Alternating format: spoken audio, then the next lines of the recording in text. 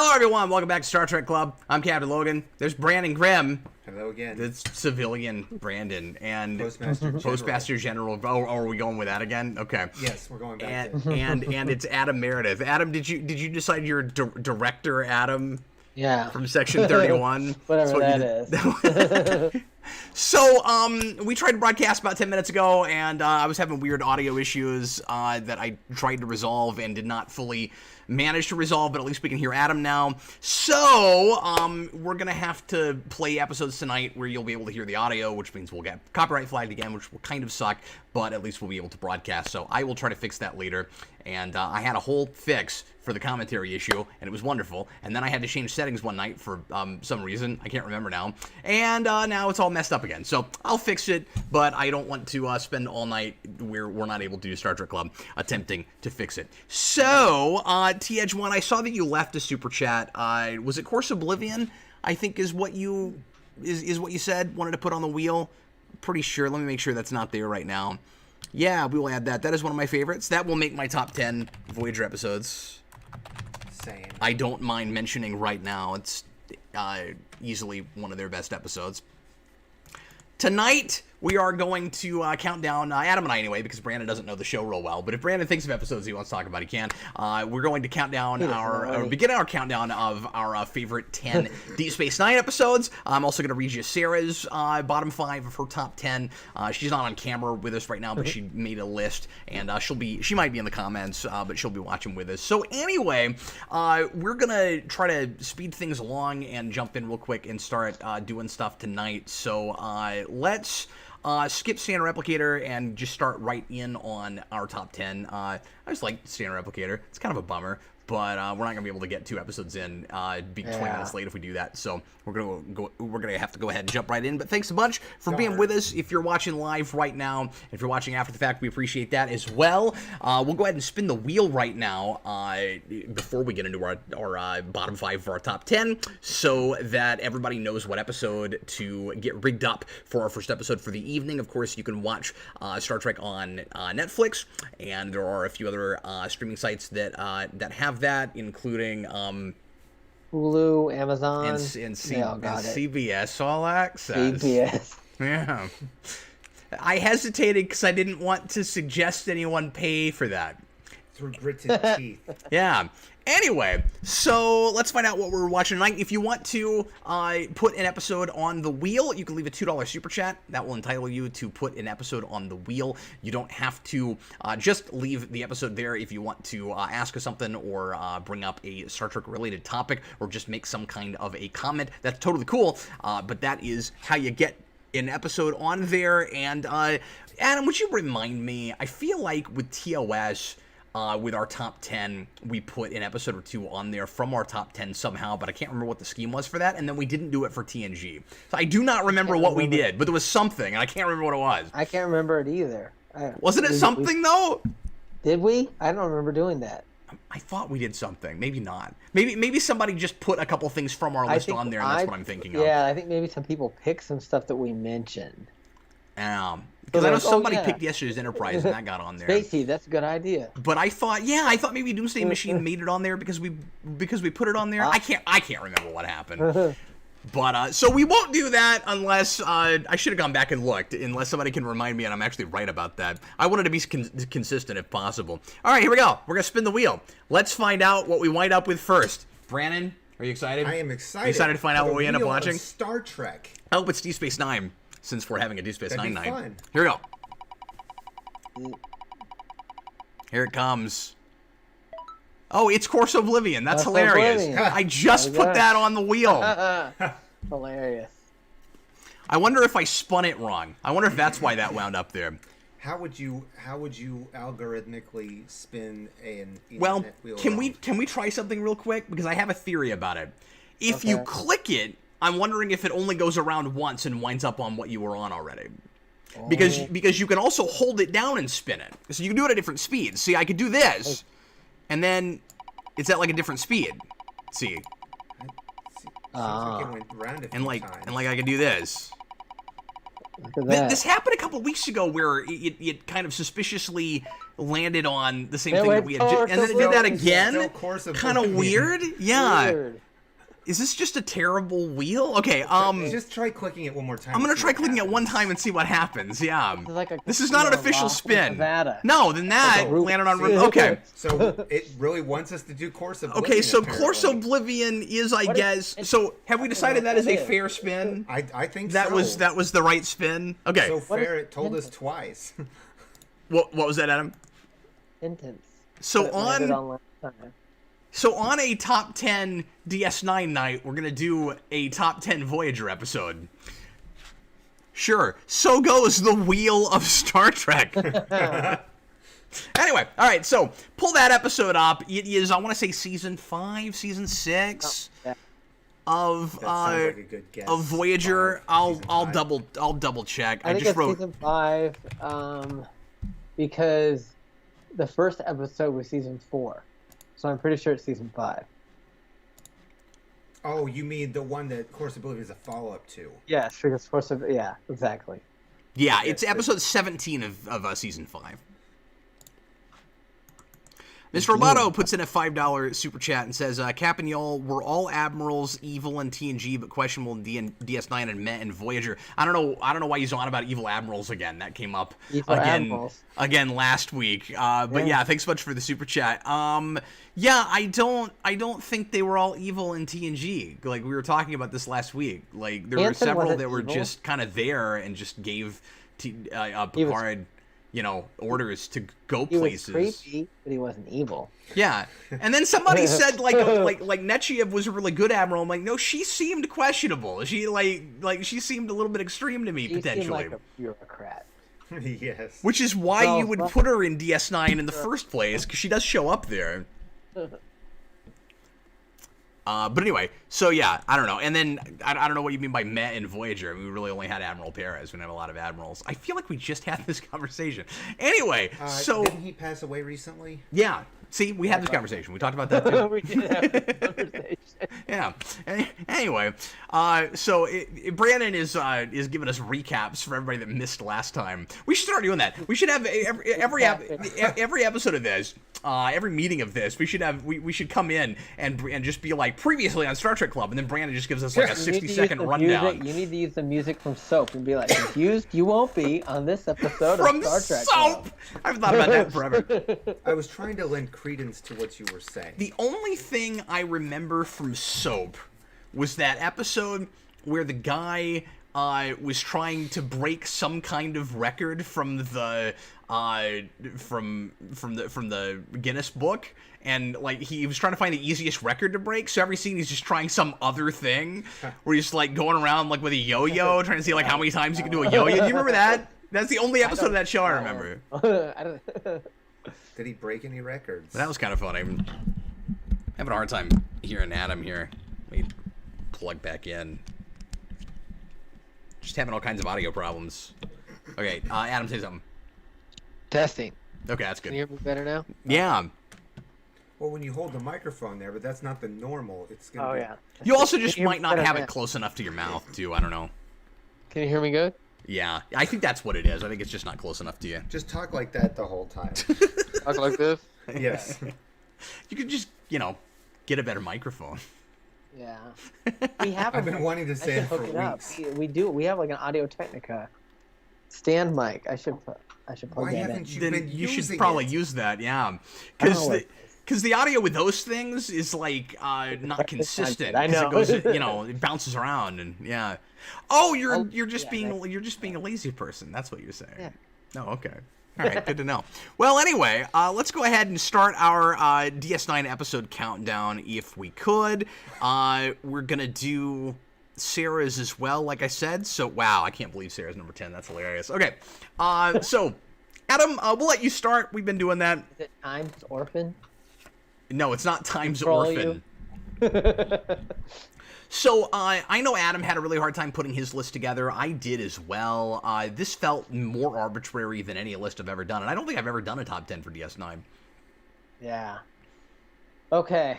So this for was number 10, this was not easy. And real quick, I'm curious to know how you did your list, because I ended up going for a list of basically best standalones. Because yeah, exactly. did you do that I too? tried to stay away from the arc episodes because it's so hard to rank them. Yeah, and because you kind of need everything else around them.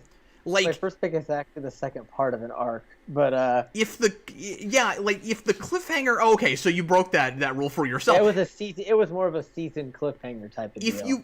That's what I was gonna say. Maybe yours is this, maybe your 10 is this, because I almost had the cliffhanger from 5 into 6 where we start the Dominion War on. But it's too much of a two-parter. Like, if it had the same name, I would have put it on there, but it doesn't. Well, it is indeed that. It's the second episode of that two-parter.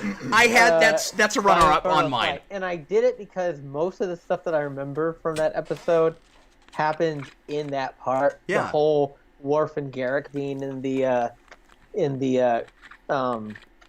prison camp, and they find Bashir, and they who's find not Bashir, Martok and Bashir, yeah, and Garrick has to go in the deal with his claustrophobia, and Worf has to fight the Jem'Hadar and everything. That was all in that episode. It was painful to leave that off, but I did because that was the rule set I made, that Adam also made, but decided not to follow for that one. That's a great episode. So consider that sort of on my list, but not really. What's that? He said that's a great episode. It is. Have you seen it? Yeah. He's seen a lot of stuff in Star Trek Club. But we watched that one somewhat recently, too. No, we didn't either. I've seen it somewhat recently. I don't know how, because the only DS9 you and I have watched, we were starting to go through season 2 or 3. Or was it 4? I don't know. But I don't think we got to that. We have the Warrior. We didn't watch enough that we possibly could have gotten to that, so I don't know how you and I would have watched it outside of Star Trek Club. I know I watched it somewhat recently, so I'm just saying I did not. All right, so my number 10 is, God, this is impossible. My number 10 is Tribunal, mostly for Cardassian lore, and also because I felt like I had to have a really good O'Brien episode. But yeah, that's the one where O'Brien gets put on trial and on Cardassia, and I feel like that establishes a whole lot of the politics and how the society works for Cardassia. I feel like you kind of have to have that episode before you can even really understand how Cardassia operates. The whole, guilty until you're, proven innocent thing with Cardassia. And you already kind of got that sense before, but that just makes it really clear that they're super extreme about that, and that's how they operate. And it's crazy. But obviously Cole Meany is awesome in that episode, and the guy who plays the public defender is really good in that.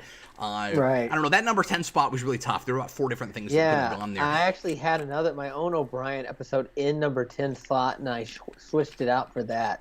I had Hard Time in there. Hard Time I thought about, and I also had, what was in my number 10 was a Bashir episode, and I wanted to be careful not to have too many of those. I had Inquisition there for a while, and I also had statistical probabilities in there for a while, and I felt really weird about not keeping that in. Episode. But I did end up dropping that, and I feel weird about it. It is on Sarah's, though. I will go ahead and reveal. But Sarah's number 10 is Move Along Home. I can't believe she likes that episode enough to put it on the list. It's hilarious, but out of all of DS9, she put third She's shaft. Wasting our spaces. That is on the wheel. We will watch that at some point. It's hilarious. It's the real life board game episode. That's the one I can always identify by the name when anybody ever says Calamarain. Calamarain. No, Mr. Roboto. Alan, excuse me. But I always like to do that. Yeah, the Calamarain. Count to 10. Those are energy beings that hate Q. Anyway, so Mr. Roboto put in another $5 super chat. We'll get to that in just a little bit. We want to finish this list. Adam, what is your number 9? Number 9 is Things Past. That is the episode where I think it's Cisco, Bashir, and Garrick, and I can't remember who else.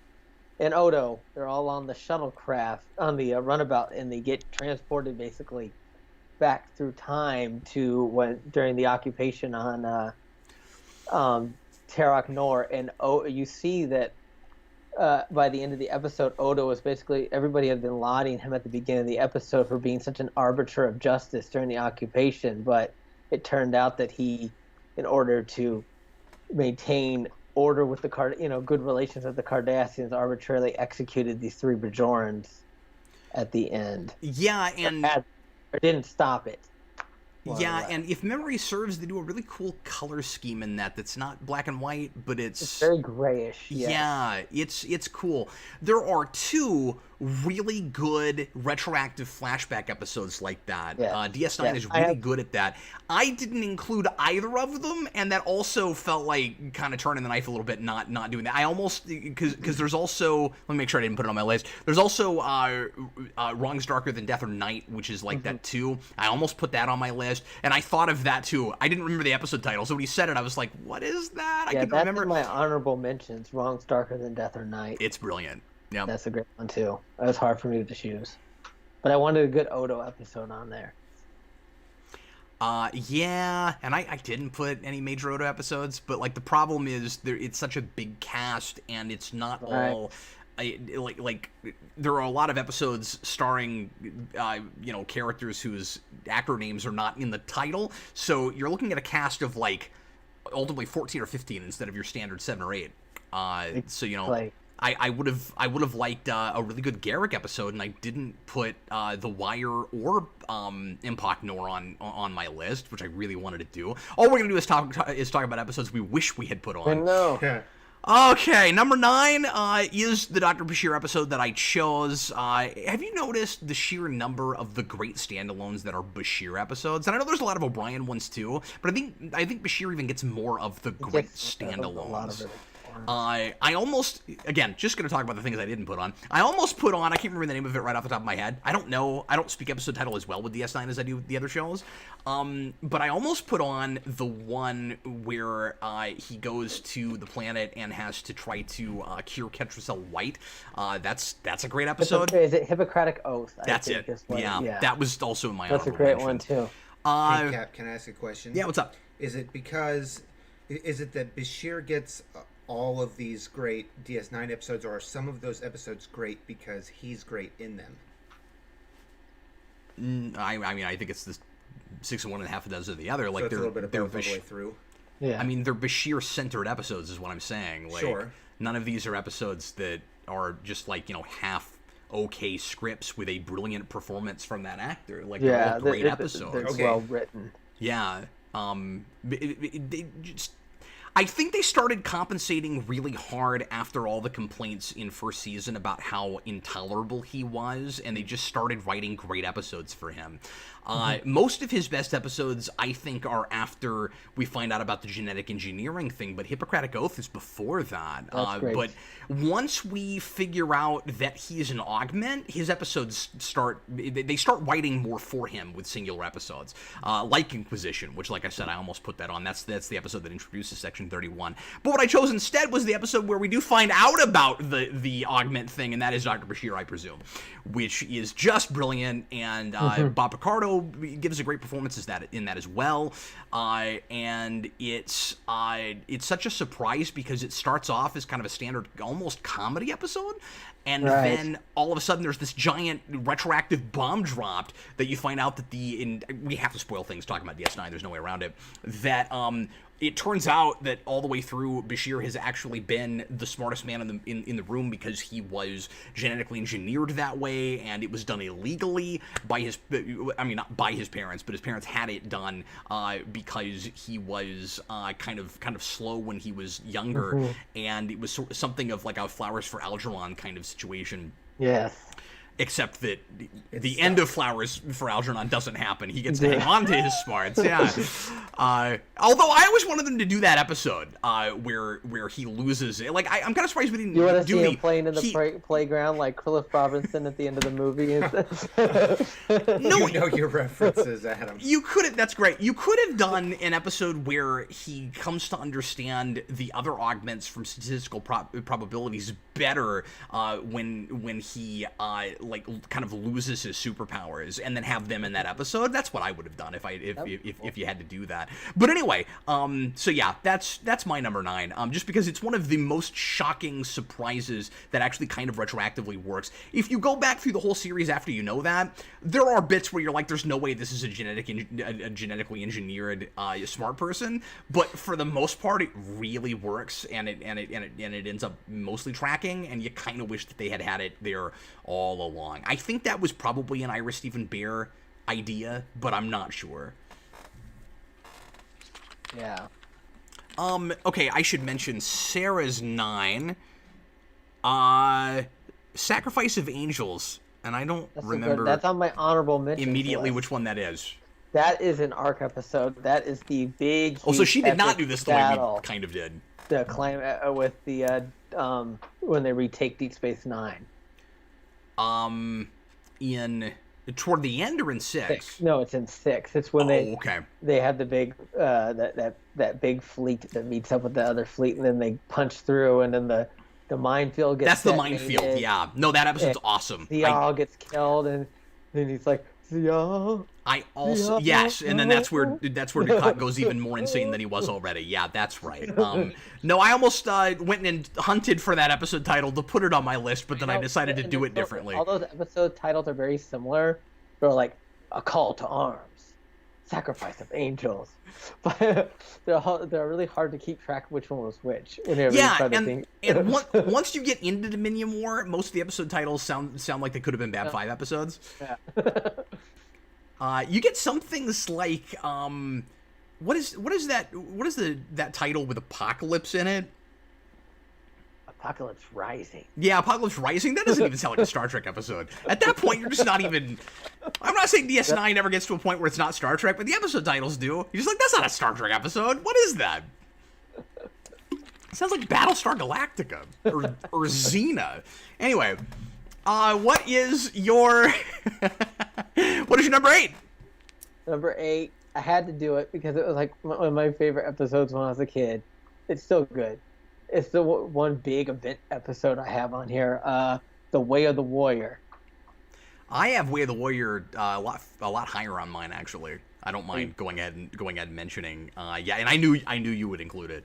It's metal. It's pretty badass. Worf comes in. It has the best battle, in any Star Trek episode at the end. And one of the reasons it's great is because it shouldn't work, but it does. You'd think that the introduction of Worf would be like really clunky, and they handle it really well. Yeah.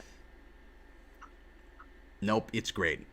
My 8, I almost hated wasting a spot with it because it's obvious and it makes everybody's top 10, but I love it too much, especially technically. I couldn't not put Trials and Tribulations. I couldn't not do it. Oh, yeah.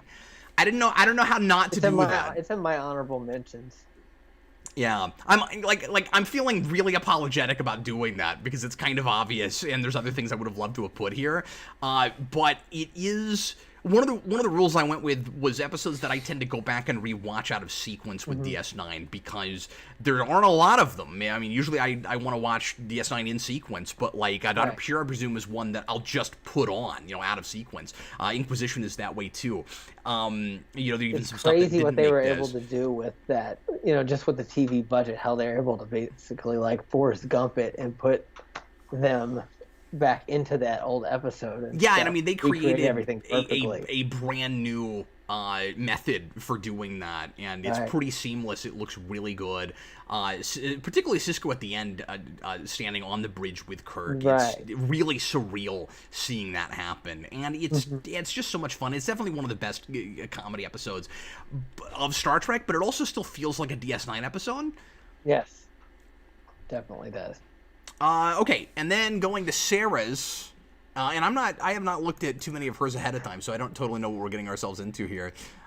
Sarah's number 8 is the Siege of AR 558. Oh. Which I thought of.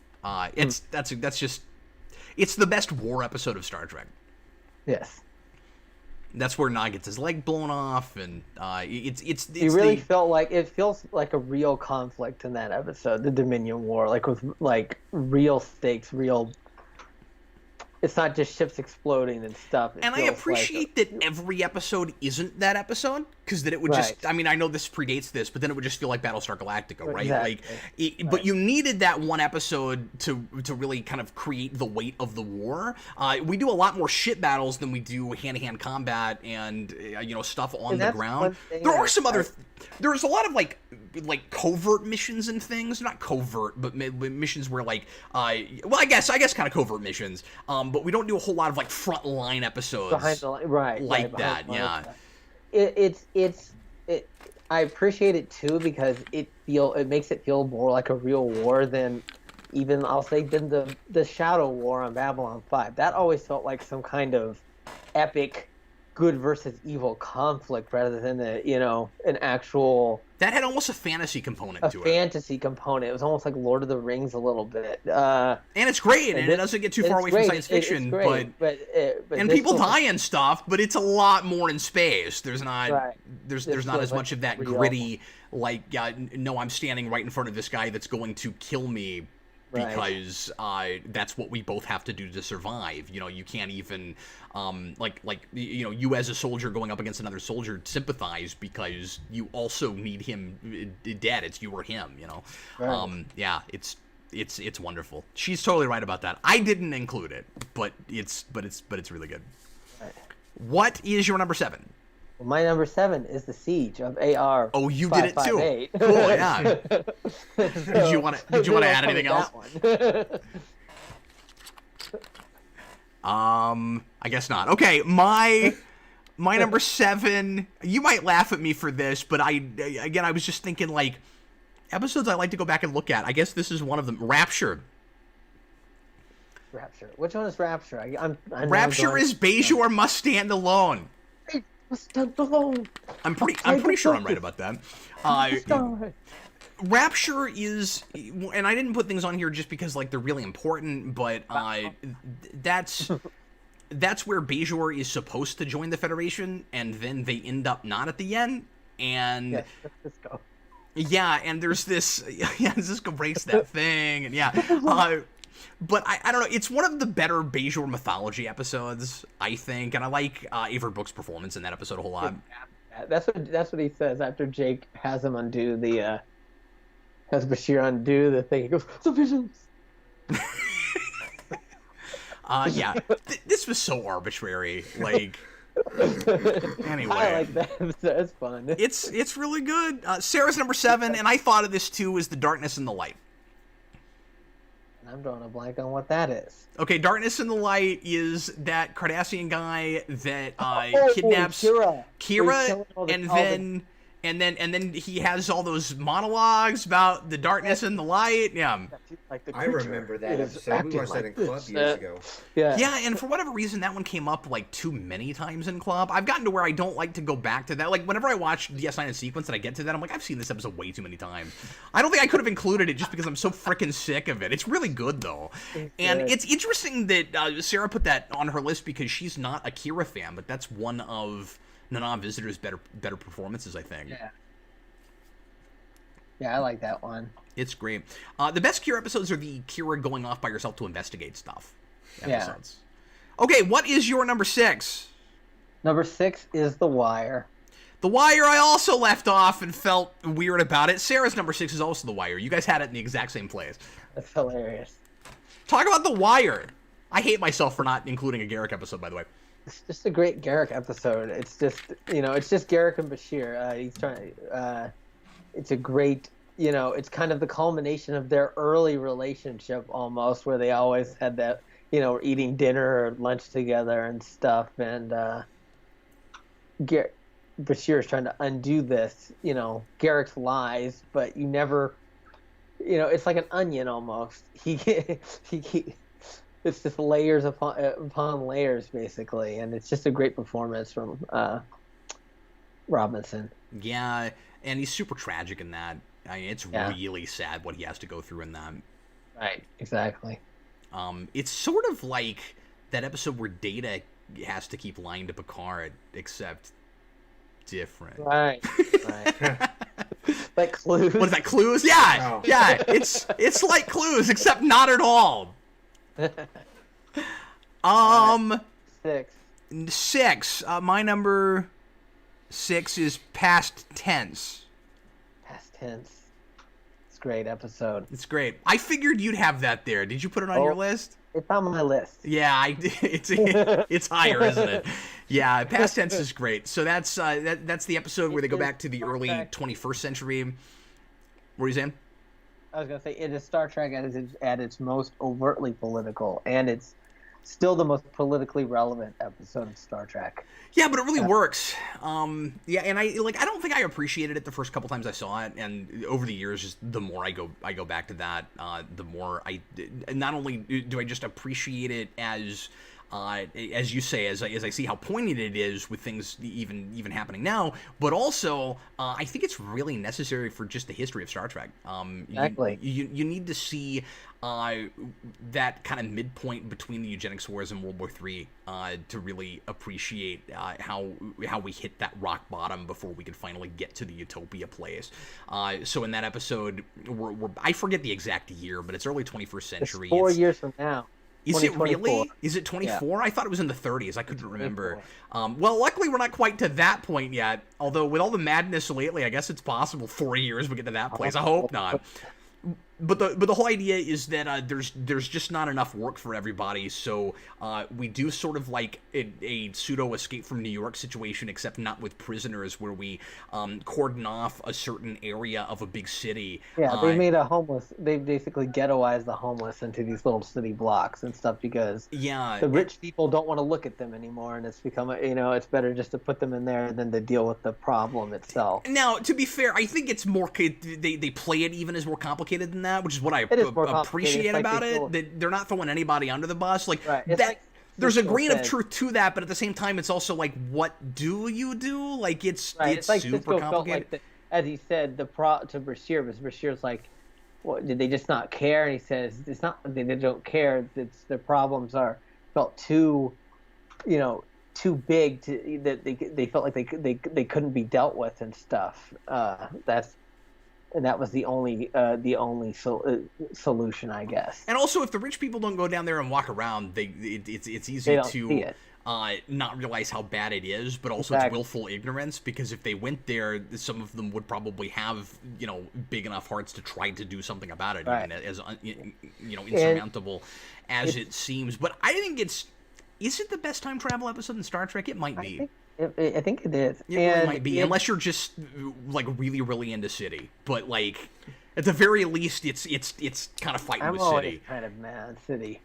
I like it, but and the cool thing about one of the things that's really poignant about Past Tense is that Sisko and Bashir are both people of color, and they both get picked up and put in the sanctuary district. But Jadzia, she's the pretty white lady. She gets picked up by her tech bro guy. He takes her away and stuff. It mirrors a lot of what's going on in right now in America, especially in cities like San Francisco, where that episode takes place and stuff, and the lack of affordable housing. And of course, we've always got to go to San Francisco because that's where Starfleet headquarters is. But I like that we go to the same place that we did in City. Right. I thought City was New York. No, I think it's still San Francisco. Is it San Francisco? Yeah, I am nearly positive, and because I thought that was the reason they made that Starfleet headquarters later. I don't know. I can't remember. Yeah, because I thought they showed the bridge, but they might. I don't remember. Yeah, it's been a while since I've watched it. But I've been wrong before. Anyway, Stephen Murphy and Sulu was born there. He was born there. San Francisco. And Sarah's number 6 is The Wire. Yes. Yes, indeed. Okay, so we will do our top 5 next time. Top 5. And right now, we're going to go ahead and jump right into our first episode for today, and we're going to watch Course Oblivion, which is one of my favorite Voyager episodes and might end up even being at the very top. So I guess we'll see when we get there. So, like, spoilers for later lists, because it's not going to be that long before we get to Voyager, like 2 or 3 weeks before we get to Voyager. Right. And Brandon will be able to do a list for that one. I Right. can definitely do a list for that one. You're the Voyager guy. He's the Voyager As much guy. as I am the next gen guy. That's what they called you in club, the Voyager guy. So Course Oblivion is a follow-up to a season 4 episode where they go to planet Hell. No, the demon. Or is it planet. the demon Class planet? Yeah. Isn't it a I class think Planet Y? was Planet Hell the nickname for the stage. It Or was was, that- but they also okay. use it in Voyager. Mhm. They did. Yeah. Was it a Y class planet? Yeah, it Why? was. Yeah, that's what they called it. The demon As in, planet. why does this planet even exist? Yeah. Okay, well, everybody go ahead and rig that episode up. Like I said, it's episode 17 of season 5. And we will begin in just a minute. Like I said, unfortunately, our Voyager audio is going to bleed in a little bit because of the way I've got my sound set up. Hopefully I'll have that fixed by next time. Oh, while people are setting stuff up, let me go back to Mr. Robato's super chat real fast. $5 super chat. If they had the cloak, how different would the Federation have been?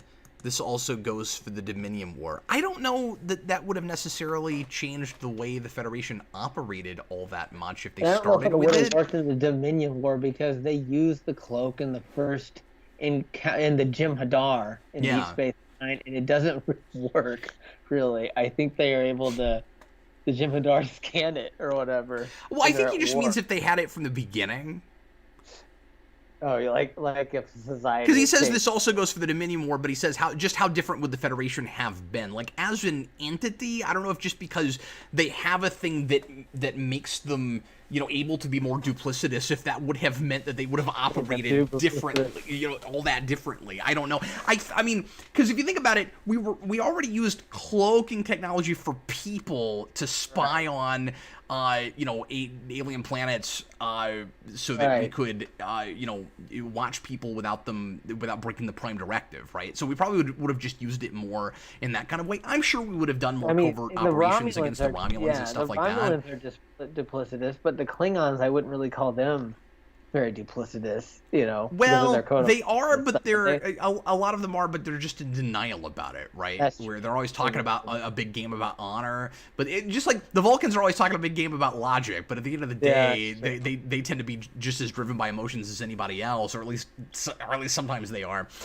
So yeah, but I mean, it's an interesting question. Certainly, if somehow we could have developed that as early as the Earth-Romulan War, we would have been on the same footing as the Romulans, because I would assume that the cloak was a lot of why they were so difficult to deal with back then. But then I don't know if they had it at that point.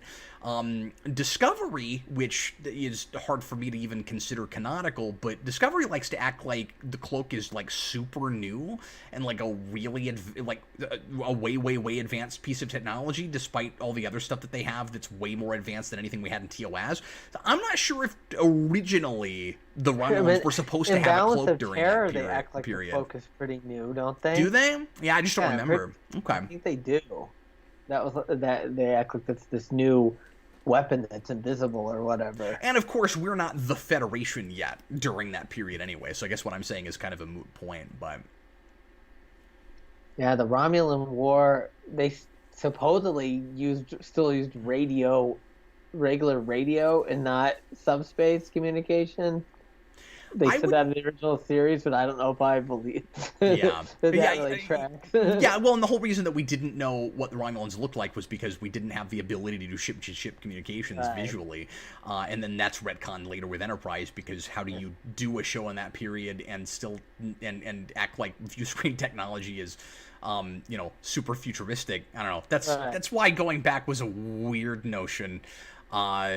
But anyway, you gotta. I've always said you gotta kind of bite the bullet and just act like it's an alternate history where everything was extrapolated from the 60s. So if I had made that show, I would have treated it like view screen technology was just really futuristic, and who cares that it is, and because that's what you were stuck with from the beginning. So you either. That's what I've always said. I think you either stick to your guns with what you originally had, or you just don't go backwards. Yeah. If you want to take creative license and pretend like it wasn't as primitive as the 60s show made it seem, then you just never go there. But anyway. All right, well, let's go ahead and watch Course Oblivion. Brandon, are you excited? Let's do it. I am excited. This is also an episode I've seen 6,000 times, but I don't ever get tired of this one. I don't either. Some of the flesh melting makeup at the end is kind of funny. But it's great. Okay, here we go. Everybody, please press play right now.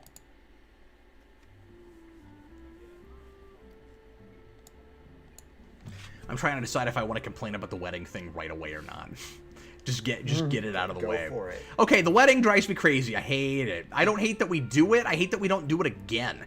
When you get to Drive, which is where the wedding happens in season 7, they don't show it. They skip past it because and the logic seems to be, we've seen this already. And I'm like, yeah, but it wasn't a callback. Yeah, wasn't our do crew. What do you mean by callback? Behind the cans behind the shuttlecraft. Yeah, that's all they gave you though. But what do you mean callback? Like, why would that tradition even survive into the 24th century? They should have just made it a completely different People sort of. Don't do that now. I don't know. Yeah, they should have just made it a totally different sort of ceremony. Like, all you have to do is not do it anything like this at all.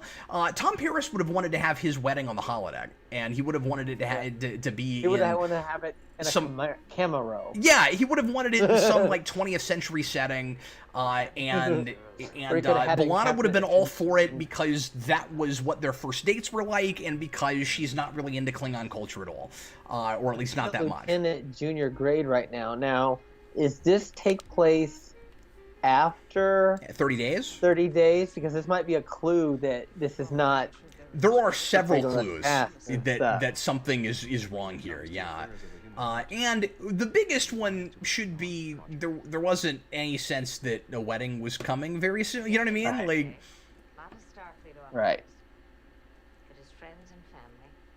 If you're very savvy with television, you know that this isn't going to stick. At least in the 90s. Right.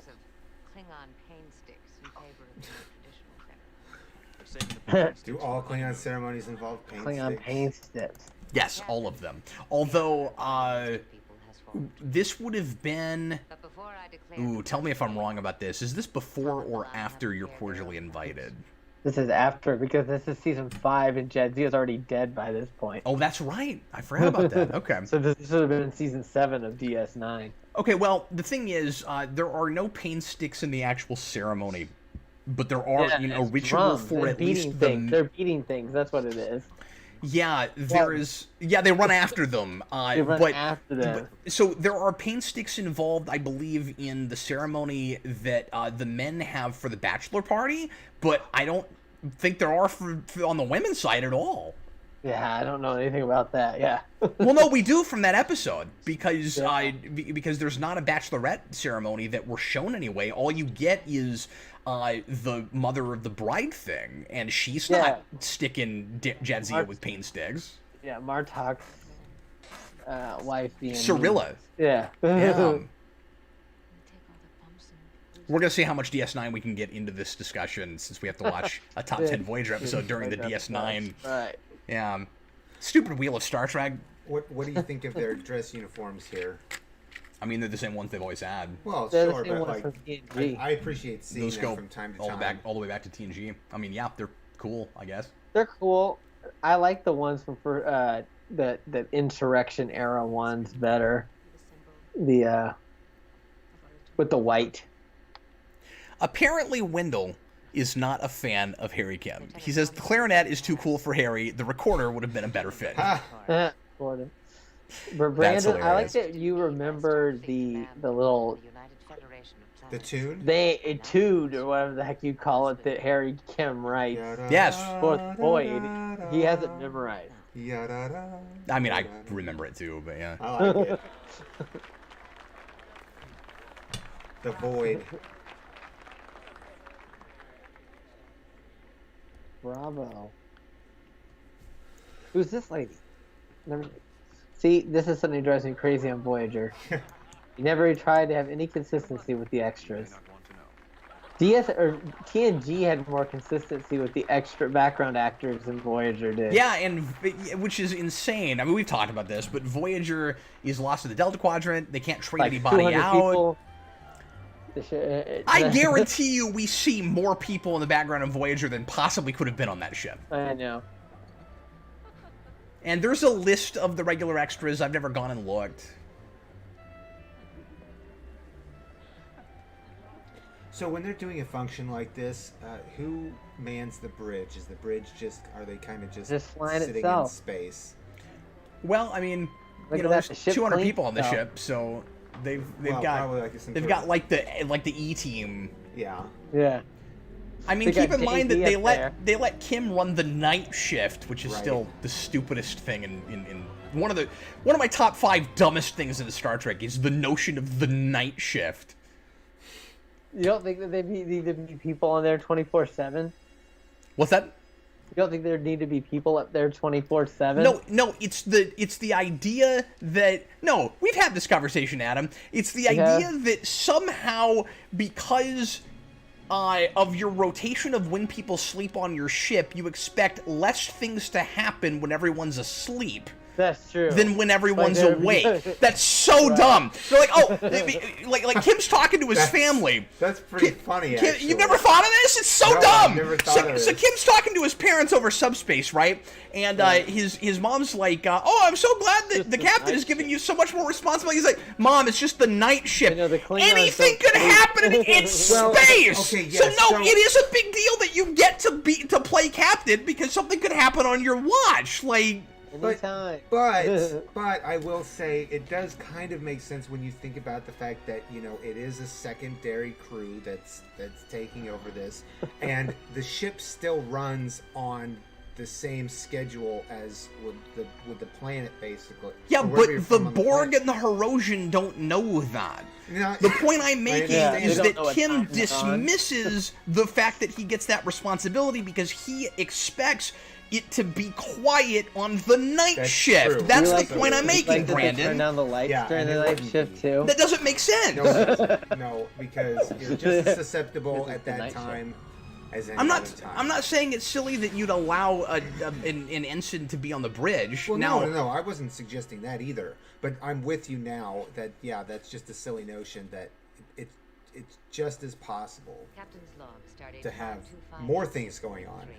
We've had a lot to celebrate. Of course. Colon, Oblivion. I think this is the only episode with a colon aside from Operation Annihilate. Operation Annihilate's the other one. Yeah. Yeah.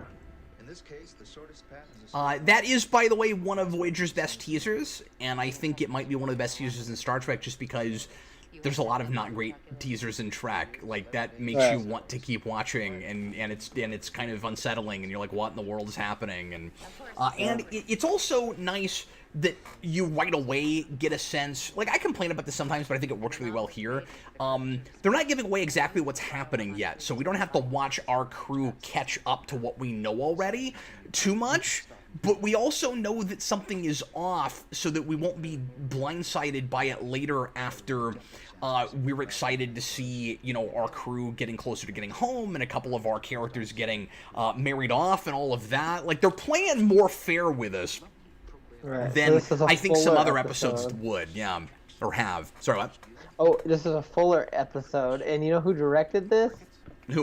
You know who Anson Williams is? Not right off. He was Otzi on Happy Days. Oh, weird. Okay. Yeah. Weirder that you know that, but Yeah. maybe not, though. Some Yeah. surfing on a sheet of liquid argon. I was hoping for someplace a little more down to earth. That sounds weird. Just how down to earth? Liquid argon. But yeah, see, like, in this episode, he's talking about wanting to have his honeymoon on Yes. Earth in the holodeck. I wouldn't think that you would have had your wedding just in the mess hall like that. Yeah, it's very boring. What they could have just why didn't they go in the holodeck? The answer is this is a bottle show, and they didn't want to spend the money for location shooting, Exactly. or to build a set, or to redress a set, or something. Right. You sound like a travel brochure. No, just a native. Oh, and make sure the deuterium manifolds never open wider than 600 microns. I am familiar with the specifications. Are you familiar with how Why is she in charge? She's not a crew member. Most important. Why are they leaving her in charge? Because she knows everything, except for things she doesn't know that she should. So I had this question the other day, Adam. Sarah and I have been working our way through Voyager. By the way, real quick, amusing anecdote.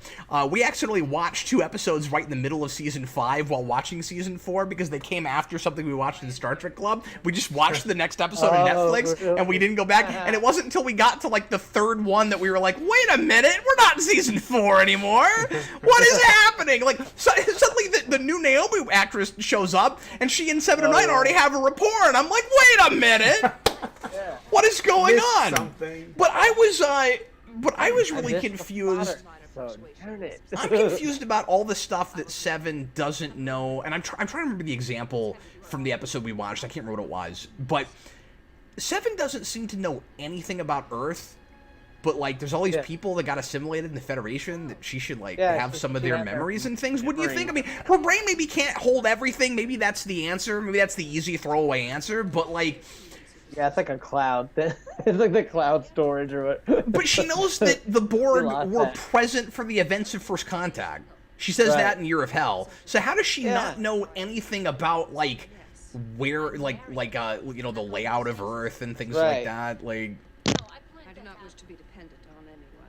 Yeah, I don't know. Limits one's romantic interactions to a single individual. So one of the reasons that I love this episode so much is we do some really nice, I don't even want to say like character progression, so much as just kind of getting into the heads and reminding ourselves of character motivations, like 7 not being sure about getting married and stuff before they're all gonna have to deal with imminent mortality. That's wonderful.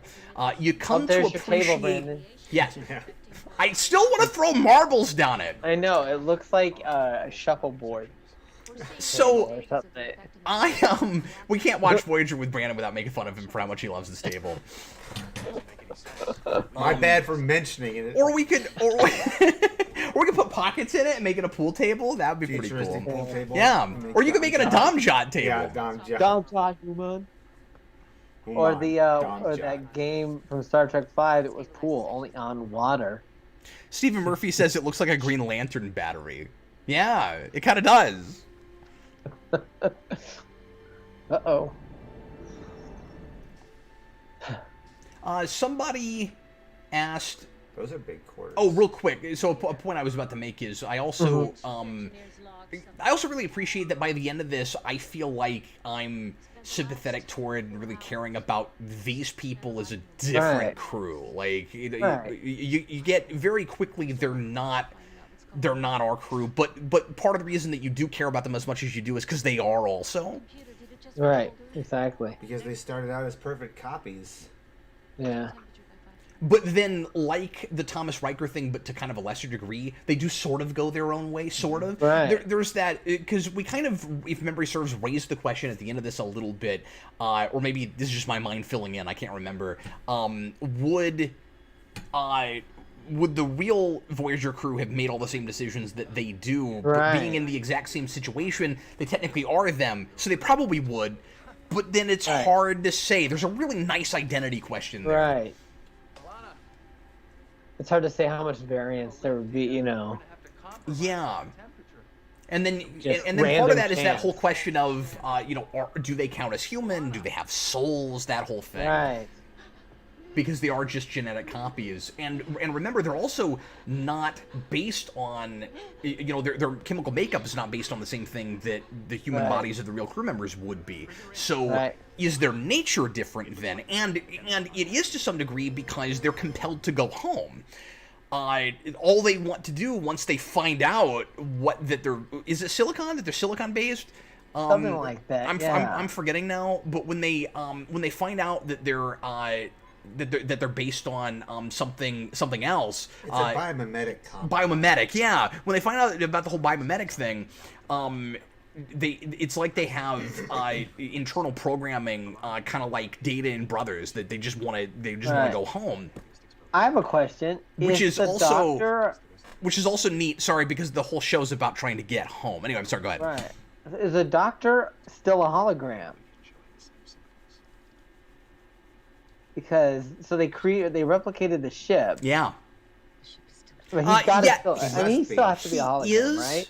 But the technology somehow still works. Like, everything probably shouldn't still work like as hunky-dorily easily as it does. But like, I think the place I would draw the line maybe is at the mobile emitter, that it could be based on a completely different compound and still function as 29th century technology. I would think, but the problem is we would know right away that even more was weird than just the ship being all funky weird.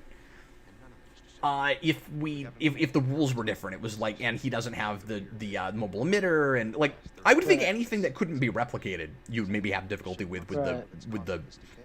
Thanks for remembering that, Brandon, the biomimetic compound. But then at that point, you wouldn't have gel packs, and the whole ship couldn't function. So because the gel packs can't be replicated. Well, the gel packs can't be replicated, but like you were saying, the biomimetic, it's already recreating the organic matter, so gel packs are organic. That is organic, yeah. Yeah.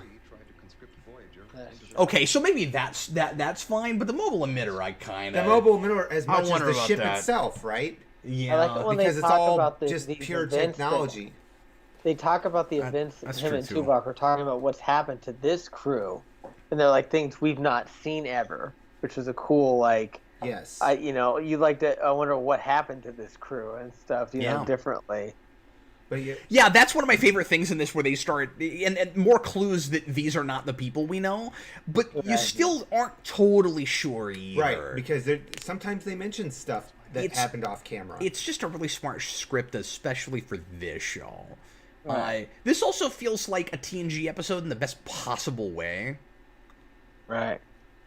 Because this feels like one of those, kind of weird Brandon Braga TNG episodes, but like actually comes together at the end and makes sense. I'm not saying that all of his don't, but some of them don't. And I think Fuller's taking a lot of cues from the kind of weirder episodes of TNG. This goes a lot further because we never get an episode of TNG where everybody turns out to not be the people you thought you were looking at the whole time. Yeah, I guess the closest one is the Picard duplicate episode, and even there we see the real Picard, so we're aware that he's the duplicate the entire time. For the entire time, yeah. We always we do a lot of these kind of unsettling mysteries with not a whole lot of with the music laid out a lot to kind of create an air of tension and to make it feel kind of creepier in TNG, and usually it's a question of reality. It's what is real and what isn't, and here it's are we even people? At first, it's why are we falling apart? Like why is our chemical makeup not even holding together? Which is also a thing Voyager should do, because we talk about losing molecular cohesion a lot in this show. The ship is about to lose molecular cohesion. We really need to have the entire crew have that problem at least once. Yeah. Stephen Murphy asks how we think Jerry Goldsmith's theme stacks against his music or other themes. I guess we've never really talked about that here, so we can do that. Goldsmith's Voyager theme? Yeah, I like the Voyager theme a lot. It's a good one. I like it. I don't know if I like it as much as his theme for First Contact, but I do like it. Not a lot beats that. It's wonderful, and I wish that had been a series theme. But I mean, but it also feels real cinematic, so I mean, I'm glad it's the theme for that film. I'm gonna say Goldsmith's theme. I mean, it's a really good theme as far as appropriateness. I'm gonna say it's really good for the show we got. But if Voyager had stuck better to its premise, it should have been a tad darker. And we've talked about all of the mistakes Voyager made, and how it's a lot more episodic than it should be, and how it has a lot of missed opportunities with dealing with the Maquis and the Federation, and the friction that should have been there that wasn't. If it was the show that I think it should have been based on its initial premise, and it falls apart even at the pilot, I wouldn't have gone with that theme. I would have had a somewhat darker, more kind of not as like it's not a we're trying to get home theme. It's yet another we're going out to explore theme. Exactly. And so it sounds like a theme that's trying to appease the network, like so much else with this show. So for a sequel to TNG, which is what this ultimately ends up being, it's fine. Which is funny because it is technically a spin-off of DS9 because it starts at DS9 in the pilot, and it just doesn't live up to that. Right. Do you think Voyager should have been as dark as the Battlestar Galactica remake, or do you think that would have been too far? I'm sorry, say that again. You guys were both asking. Do you think Voyager should have been as dark as the Battlestar Galactica remake? Or do absolutely you think not. I don't even know that it should have been as dark as DS9 was. I just think that it should have... They should have had the stakes should have been higher. I just think the stakes should have been higher, and there should have been more of an ongoing sense of tension, and it should have been more serialized in general. I don't know if it should have been 7 seasons of Year of Hell, but it should have definitely been... No, but there should have been at least a season of that, which was supposed to happen.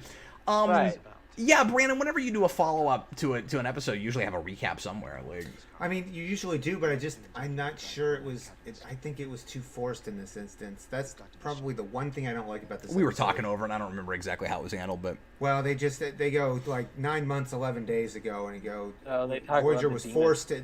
That's okay, though, but if you're going to complain about that, you have to complain about all the other scenes, all the other examples they gave us just like that, because they kept doing that. They kept going...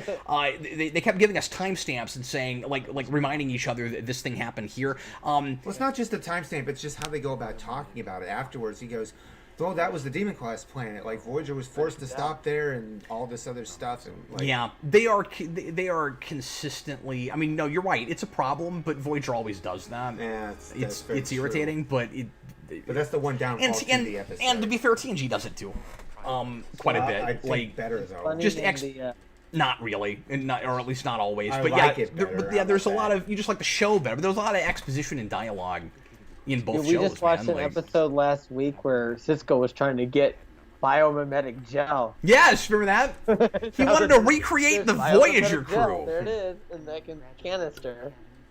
Yeah, that stuff. You guys are illegal. You guys are illegal. You guys are dangerous and illegal.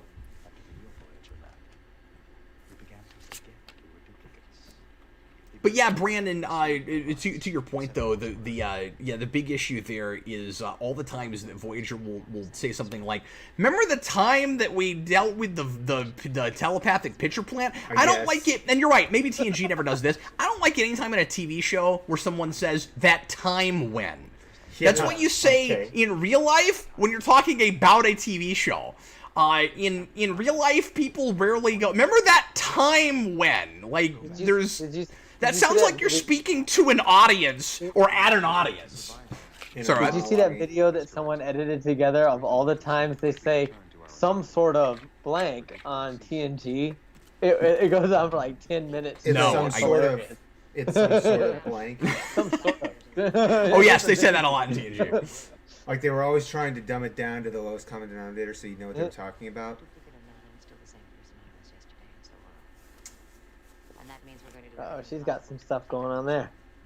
Yeah, how must it have been to have this different makeup on? They did this every once in a while where crew members would have some sort of like disease thing happening to them.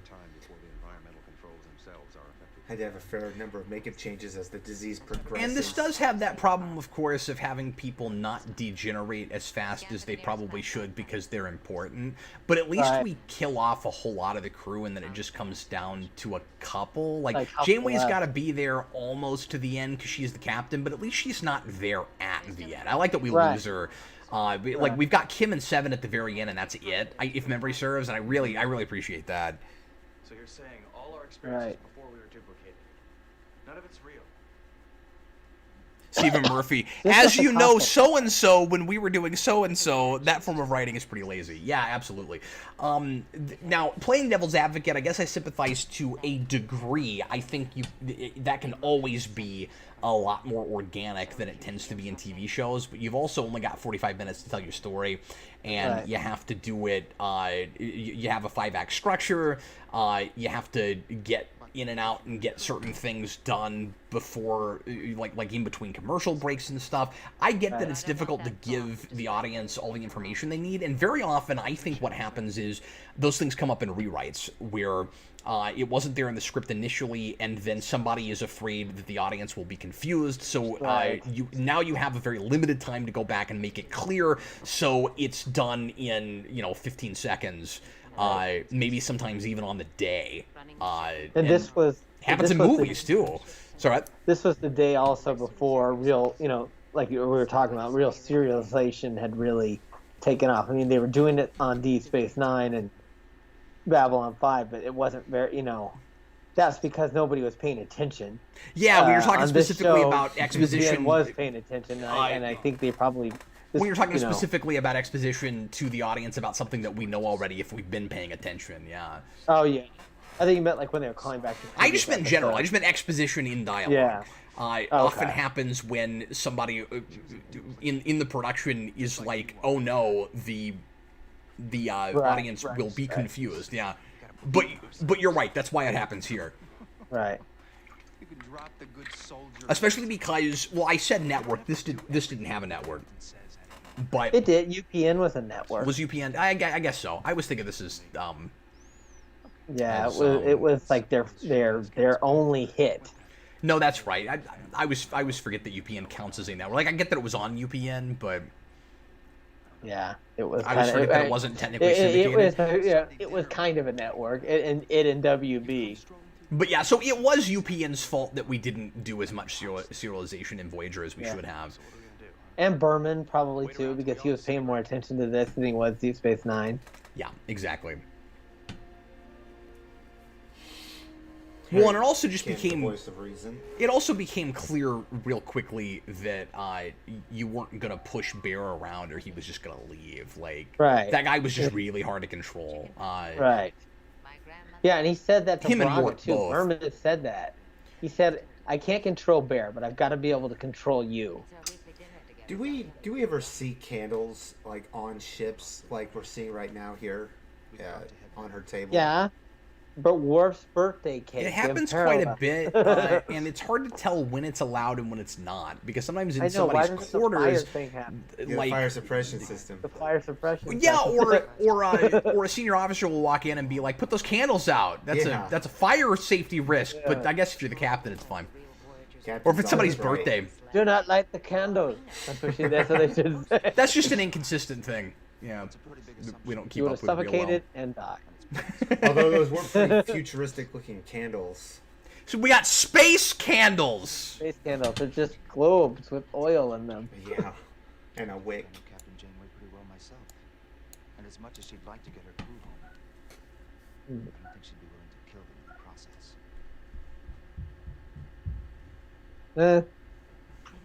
Yeah, what I don't is know. home? As you mentioned earlier. Yeah, precisely. And Chakotay would be the guy to ask that question. Certainly. They're wonderfully well. What I'm saying is they're wonderfully consistent with the characterizations here based on Scorpion, Right. and really a lot of other situations. Chakotay is always real quick to say maybe we should go settle down, and Right. and you know that kind of in the first contact thing. You know, Jean-Luc blew up the damn ship. Like Chakotay Right. would have been on Worf's side in that conversation. Right. Nobody behind us ahead of us back on Earth destroyed. I never noticed how small the mess hall in Voyager is compared to Tim Forward. But it should be because it's a much smaller It ship. is, but smaller ship. Right. No, Oh, I guess okay. He's solid then. they always do a really good job with that. Yeah, because he talks about how his emitter's degrading, and Yeah. It may not be home, but it checks She kind of got Pike face going there a little bit. Did you see that? Yes, that's true. It does sort of look like Pike. Safe harbor? I also like that, of course, they end up with different makeup jobs, and some of them have, Plasma from themselves. different inhibitions than others. Atmospheric thrust. So, like, Right. it gets in people's mouths quicker than others, and in people's eyes quicker than others. Red And alert. Right. Landing struts online. Paris isn't having any problems at all. I know he's looking degrading all right. slower.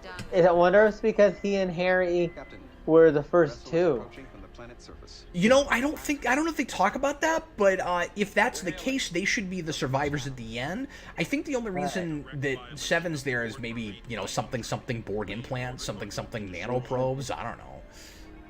So they went to both simultaneously blue alert and red alert, which I don't think we've done Blue before. alert. Blue alert It's is their landing purple alert. sequence. You may go to red alert every time you go to blue alert, though, just because it's,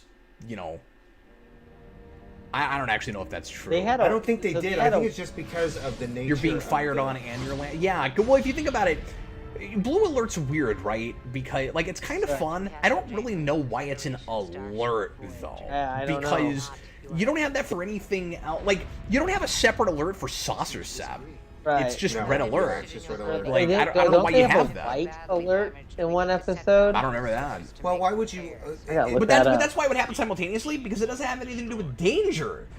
Like Well, right, blue but, alert's like, not blue- really a danger alert. gotta That's be what careful. alerts are. Right, but they are Going down. trying to land on a dangerous planet, so I think that's why they're going to red alert as well. Well, they're also being fired on. Well, they went to red alert before Sure, the but- thing came to fire on. Right, yeah, but I'm just saying, there's no reason you should have two alerts at the same time.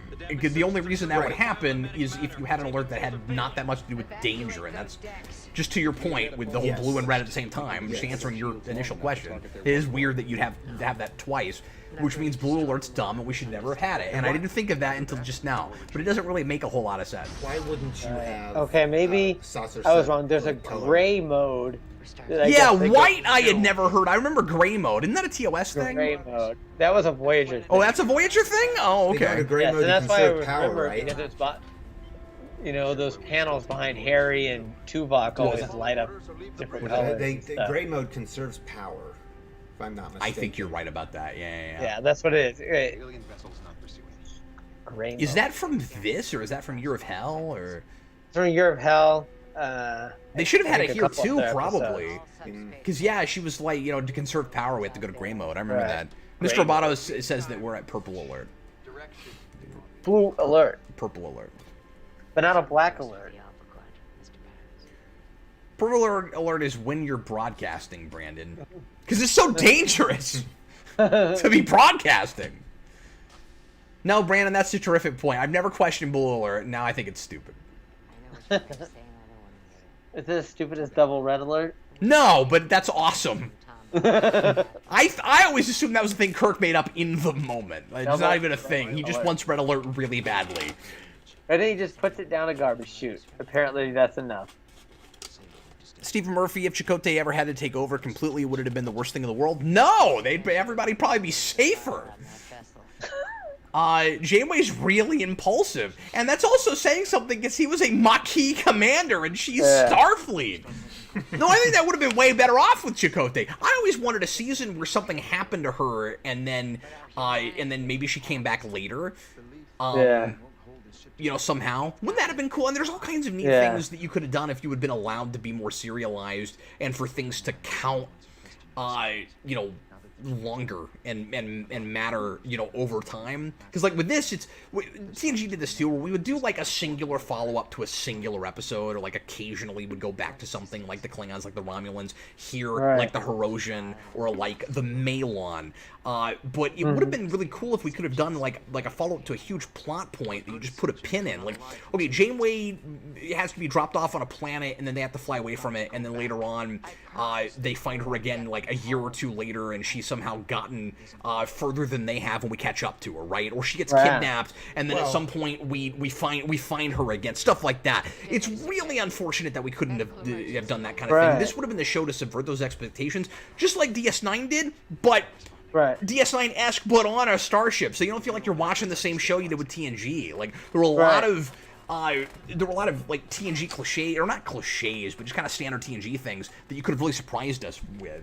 And the one get away time we from. kind of start to do that, potentially remove Janeway from the ship permanently, they take a Chakotay with her, put her on that planet with the monkeys. Oh, that one episode, and that was just, waved away at the end of the episode. Exactly. Too. So we potentially tried to start to do something like that, and then decided we weren't going to keep it that way. And I But think they Chakotay were just was with playing her on as that. That was well. just a one-off thing. episode. Yeah. There's They no always way. tease you with stuff like that. Those, Yeah, but Brandon, like, don't be naive. Like when you look at a thing like that, that's not them going like, here's the thing. Maybe we're not going to. no. It's trying to trick the audience into. Yes. Do you thinking remember that. how melodramatic the little promos for the episodes were at the end of, for next week's episode and stuff?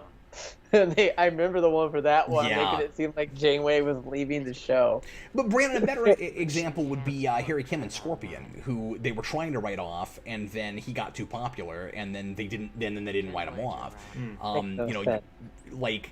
And I'm not saying that necessarily should have happened, but if you wanted to, you could have done something cool with that. And again, maybe brought him back later or something. And then they tried that with Cass and Fury, and it was terrible. But again, still a one-off episode. Wouldn't it have been neat if you wanted to make Cass evil, if she came back and she was like the big bad for a while somehow? I never doing understood machinations why in the she background. became evil. I don't know why she was mad. It doesn't make any Why sense was at she all. mad? Why did she have Fury? I didn't get it. It's not. What did she expect Janeway to do? She was gonna blow up the ship if she stayed Yeah, down there. I don't know what the grievance was there. 5 weeks away from the Ooh, deep that's end. weird. We haven't given up hope. This is a thing we do constantly in Voyager, where we do these episodes ships- where there's like a ships rippling fall. effect with the ship. Yeah. Yeah. Again, Twisted. demolecularization. Yeah. The graphics always hold up for me really well, though. I feel like She looks bad. Looks like we're in the market. Yeah, like I said, the she phage. just can't even eat right at this point. But their hair is still there. I've only been trained as a field medic. What'll I have to do? What about my other duties? They make it as drippy looking as the ship is from the outside. Yeah. At this point, morale is a luxury. How's the core holding up? It only affects your face and hands, though. She just mentioned the modified nanoprobes, so that does have something to do with why she's still Maybe around. why she's still around, yeah. And I'm sure Adam's right about the Kim thing. I forget how late Paris goes, though. Is he still around, or is he dead already? I think he's I think he's still there. But I think he goes before. Yeah, he goes before Harry Kim in 7. I also like these time jumps a lot because we have to catch up, and we're kind of wondering who's still here, and Right. it's fun to be dropped into the status quo. This episode handles and made us rest really well, like in between commercial breaks. Oh, so we Yeah. just got to reveal that we lost the doctor because he's now chief medical officer. Concerns have been Oh yeah. So I mean, we're all screwed now. That means Paris must be dead, because that would have been Paris's job. Right. You wouldn't give that to Neelix, you'd give that to Paris. And are they, like, they must be the only main cast left right now and our in this, because otherwise, yeah, because this is a senior staff meeting, they'd all be there. Yeah. So, I don't know what I'm talking about. Paris must be dead. But if, I mean, we were talking, so I might be wrong about this, but I'm pretty sure we didn't get an establishing shot, so they're kind of trying to surprise you with who's still alive when they do the close-ups. resistance may have been, Right. I don't know if I'm right about that. but it's Yeah. distinguished. Mr. Roboto, I also thought of Remember Me None with Crusher in the static warp bubble. Yeah. deserves to be forgotten. I guess her hair is weird. But they been have noticing needed a that. crew That's before. greasy. Construct a beacon. They have needed a crew before. 7 looks like Tom Paris in that episode where he becomes the lizard. That girl in the front there is like saying to herself, like, relieve me, relieve me, relieve She's me. flying Damn a it. ship, but I want to know who she is. I mean, why, Brandon? She's just some because. random person, because that's all they do in Voyager. Bridget. I can't. The exhaust Now, there are, like I said earlier, regular extras in Voyager, but they don't give them all names. And I can never even be completely sure if they're always supposed to be the same character. She said we've come too far to be stopped by dust. Like dust! 7, 6, 5, I hate The dust. the most It's realistic coarse and second it gets in countdown. everything. Initializing the deflector. The warp field That was the has most stabilized. accurate countdown in seconds in all of Star Trek. I may not be So- a morale officer anymore. This is one of those conceits that you just you kind of just have to live with in order for an episode to even work and function. Like, you wouldn't have an episode if you were remotely realistic about the way the technology is working. There's no way half the things that they can do on the ship right now should still be working. Right. The way that, like, when Brandon, when your bulkhead's rippling like that, everything should be offline. Everything should be you can exploding get shot by a photon torpedo and have like 3 systems go offline, but somehow the major stuff, like the deflector, is still working. The deflector should not be working. Right. Acting captain's log. You shouldn't have anything Look right at now. that. Look how- I agree with you. The death of Janeway always gets me, though. Our situation's getting worse every day. Yeah, those Ooh. should not be. Is uninhabitable. Most of the crew are gone. It seems less and less likely that the few of us left will reach our destination. And that's one of those effects that, like, I don't know if we're supposed to be looking at time lapse or if it's actually going that fast. Because if it's going that fast, like, we're all dead already. Like, how come? Why is it not happening in this And that's room not right happening now? in any other room we're looking at right now. Or this room. What was that? Ooh. It's proximity to the warp core. Yeah, exactly.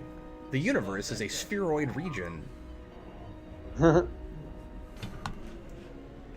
there it goes. See, it just got that far. Ooh. Direct to level 10 force field around the bridge. Unable to comply. 7.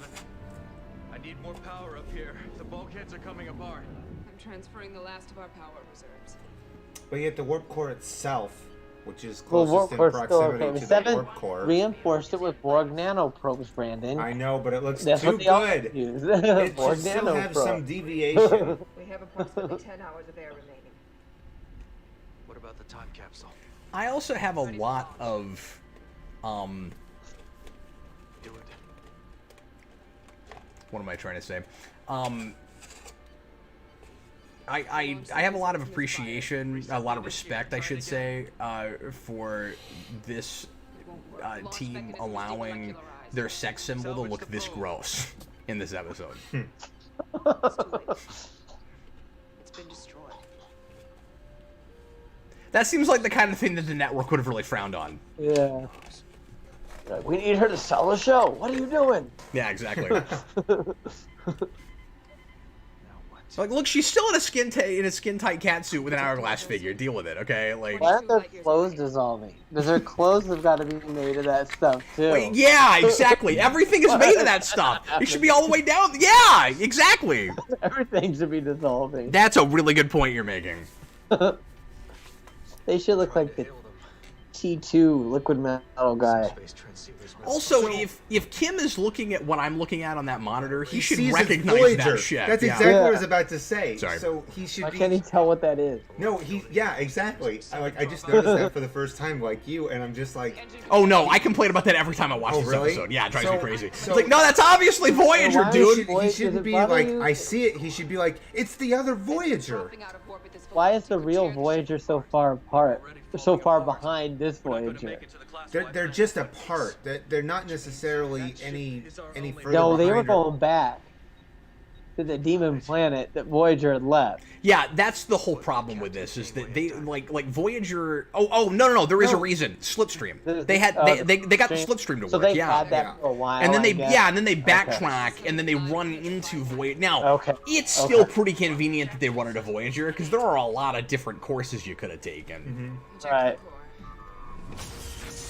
Uh-oh. Well, I say that. I mean, they would Oh. have both been on the same course going back home if they both had warp drives. So I guess there's that. No, I mean, I guess they could run into them. I don't know. But they did take different routes, slightly different routes at least.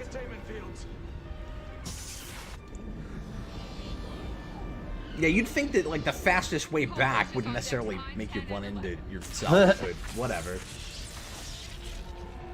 It's good TV drama, I guess. And Brandon, like you know, to what you said a minute ago, like I don't think the dialogue should have been changed. I think the issue is what the ship looked like on the monitor should have just been so grainy you couldn't recognize it. Right.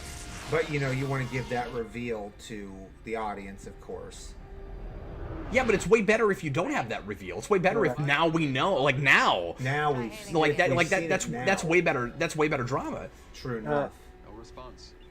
Captain, I found the source. Or if you want to do that, just cut to space for our benefit and show to us that it's them. Looks like they've taken heavy damage. 400,000 kilometers. Drop to impulse. Because we've done that consistently in this episode already anyway. We'll show the audience occasionally things that our crew is not privy to. So like the teaser ends with us seeing things disintegrate when none of the crew knows that's happening. So if those are the rules of how you're writing this narrative, then you could have cut out of the ship and shown us Voyager, but they don't know that it's that. And then that would have been the way to reveal it to us if you really had to do with that. You didn't have to make Kim look like an idiot. is what I'm saying. So also all of this dissipates into space. That's interesting. They make mention of the fact that it's got remnants of deuterium in it. That would be an interesting find in the middle of space. Which I think they talked about with the demon planet. The ship was destroyed. In that episode, I think they talked that about it's it. just basically deuterium is the heavy hydrogen. just that Voyager a runs note on. in the log of the real Voyager. That's right. Paris. But they wouldn't necessarily assume it had anything to do with them because other ships could run on that. No, of I'm course, sorry, I forgot about But it's a that, rare right. find in the middle of space. Right. So I like that it was just that it just ends like that. Well, it's not if it has to do with a starship. It would just make them perplexed the way they were, where it's like there's things about this that seem ship-like, but then most of it does not seem ship-like. Right. And then they just kind of move on. I thought that was poignant. Well, I feel like, at least for my part, I spent a lot of episode, like what I think is a brilliant episode, nitpicking odd things that are strange. I love that episode. For some reason, that's the thing I find fun doing with things that are great. Like the thing I'll latch onto while we're talking is like, wait, that's weird. Yeah. It's not like it ruins it. It's a it's wonderful good. episode. It's good episode. I just got all my positives out of the way at the beginning, and then I started going, wait a minute. What about that? Okay, guys, let's take a quick 5-minute break. And then we'll come back. Well, let's take a break after we find out what the next episode is, shall we? Because I want everybody to have a chance to see what it is, and then spin that wheel. we'll see if it's repentance, Brandon. It might just land on repentance. What is repentance? I don't remember. I think that's an episode that none of us had ever heard of before, so it went on the wheel. Remember? Although, That's a Voyager thing, maybe. To that point, Yeah. you did spin it and get repentance. We could just go. No, because I said that didn't count. Oh, okay. I said that wheel, All that right. spin didn't count. All No. right, all right. I already said that doesn't count. Oh, So no, I want to do an actual wheel spin. Okay, here we go. spin it. Do it. Oh, wait a minute. Hold Here on. comes the You wind guys up. can't see it. Hold on. Yeah. Hold on. And we got nothing human, which is also Voyager? What is nothing Question human? mark? I Is don't that... hold on. Okay, I knew it was a Voyager. Ooh, I was right about it. Okay, Oh, that's the one with Krell gold Moset. with gold Moset. Yep. Yeah. So we get or not? Is he a Gull? I can't remember, but that's the one with Krell yeah, Moset. Krell Moset. That's right, because you have gold Moset and then you have Krell Moset. They're spelled differently. So two really good Voyager episodes as we're counting down DS9 episodes. Naturally, that's what I thought it was. I should have just come out and said that. I thought that was the Moset episode. This is gonna be great. This is gonna be fun. I love this episode a lot. So thanks to whoever put that on the wheel. It's really good. Yeah. We're gonna knock out all the really great episodes so that we have nothing but mediocre and crappy things forevermore. Yeah. There's some bad stuff. We almost got Code of Honor. Did you see that? That could have happened. Somebody put up there that on purpose to mess with us. I remember that.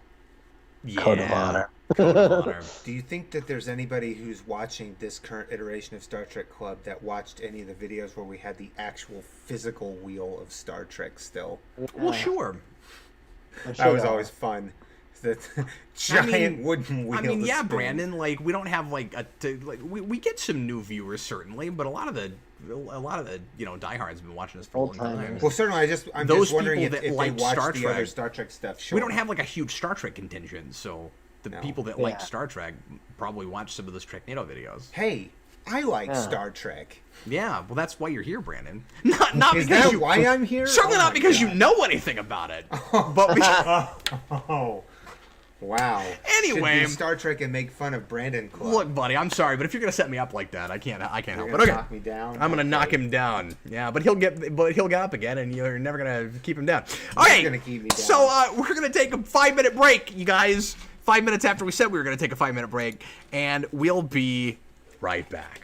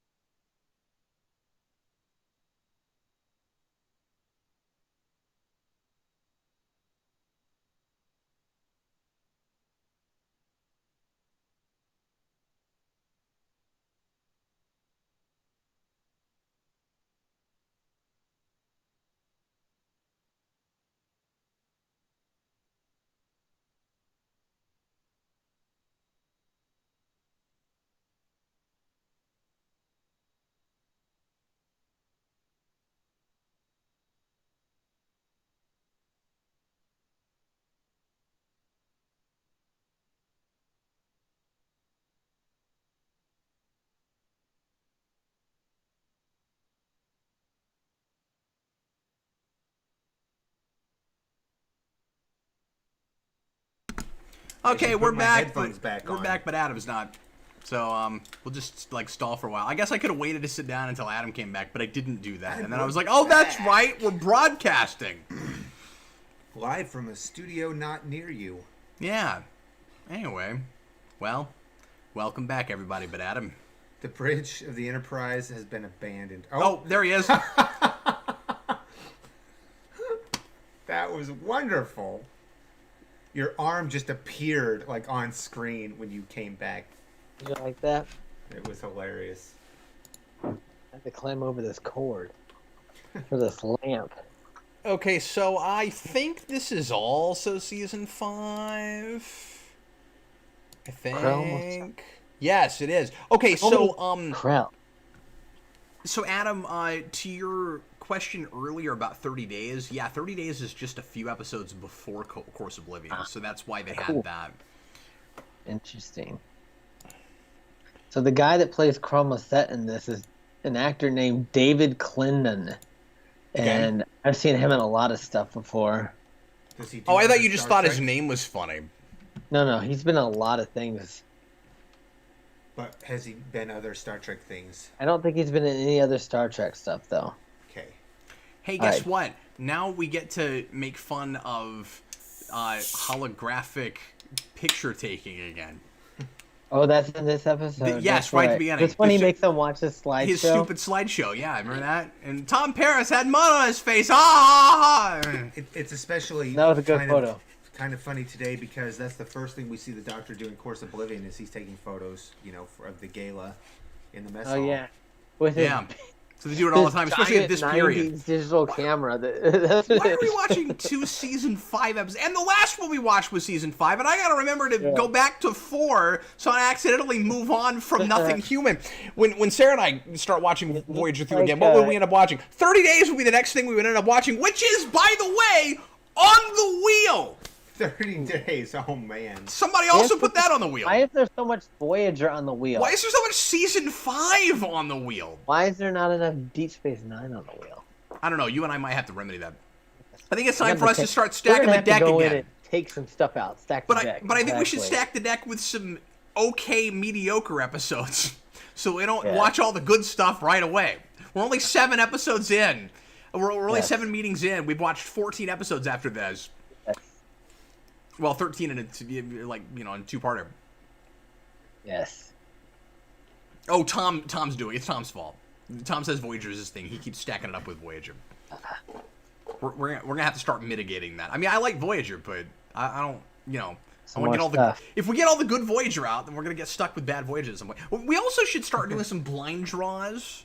We should get out that box again I with was all the about random. to suggest that actually. I was literally going to suggest that next. If we got the box out, we could do that. We still have the box. Yeah, I mean we've talked about that before, but I'm just saying we should finally go ahead and do that. All right, here we go. Still cracks me up that you printed out all those episode titles. And That must have cut them taken a into while to do. strips. I did. We did that for the big board, and now we don't use the big board anymore. Okay, so Don't even have the big episode board anymore. Episode 8 of Season 5. Nothing Human. Here we go. We got some ethical ambiguity going on. This is going to be this is Voyager's kind of like a retread of ethics that's better than ethics in my mind. Don't you think? It's kind of like it's kind of like remaking that and making it a little better. Right. It's an IMAX. Except this guy's an actual war criminal, and that other doctor was just overly ambitious. No, that's true. It's a different premise. It's not entirely the same thing, but it's retreading some of the same ground, and also not starting with as goofy of a situation. Because you got the warp barrel hitting a warrior with redundant organs and crippling him versus an alien parasite. That's not I think silly. The problem with the barrel is they didn't empty. even try to make it not look like to make it look like it had any weight to it. They made it was clearly a hollow hits plastic Worf barrel. is like that. It happens all. Anyway, we should go ahead and get started. By the way, usually we do a discussion topic in between episodes, but we're running late tonight, and we've already answered a couple super chats, so we've kind of done some discussion already on other random things. So let's go ahead and get right into this. Here we go. Everybody, please press play right now. And since I was the only crewman Look, here's another example of in Matus Rest, in the middle of the action of the Doctor giving a slideshow. His holographic camera looks like one of those 90s digital cameras that took a floppy disk. Remember those? I do. Yeah. See, look, Tom Paris went into the mud. That's a good photo. I'll give the Doctor that. That's pretty good. I will say that there's a line reading later from Ethan Phillips about the mud pit that's kind of a good line reading. It's pretty funny when Neelix is like that time Tom fell in a mud pit. No, that was pretty funny. Oh, Jason, you missed the time set. We're right at the beginning, buddy. We're 103, 102. That's cool. Now we get to learn about Vulcans having sex. Who are you? Have you been on this ship the whole time? That lady? Random person? Well, Brandon wants to know who all the random people are. Count the random extras. And I don't need to know who they are, because the point is they're not anybody, but I want to know how many of them there are versus the crew complement on the ship. And also, remember how many people we killed, Brandon? Because this show doesn't lose people at any less of a rate than TNG or TOS did. Exactly.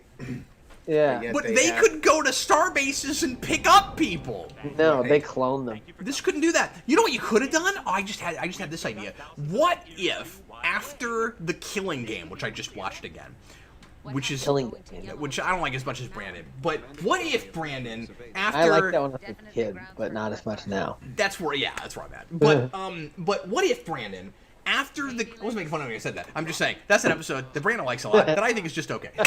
What if after the Killing Game they had figured out a way to make what the Herosian were doing more sustainable and go ahead and turn the whole ship into a big holodeck and be able to somehow make the power reserves work where you could run it the whole time, and then you could have holographic extras.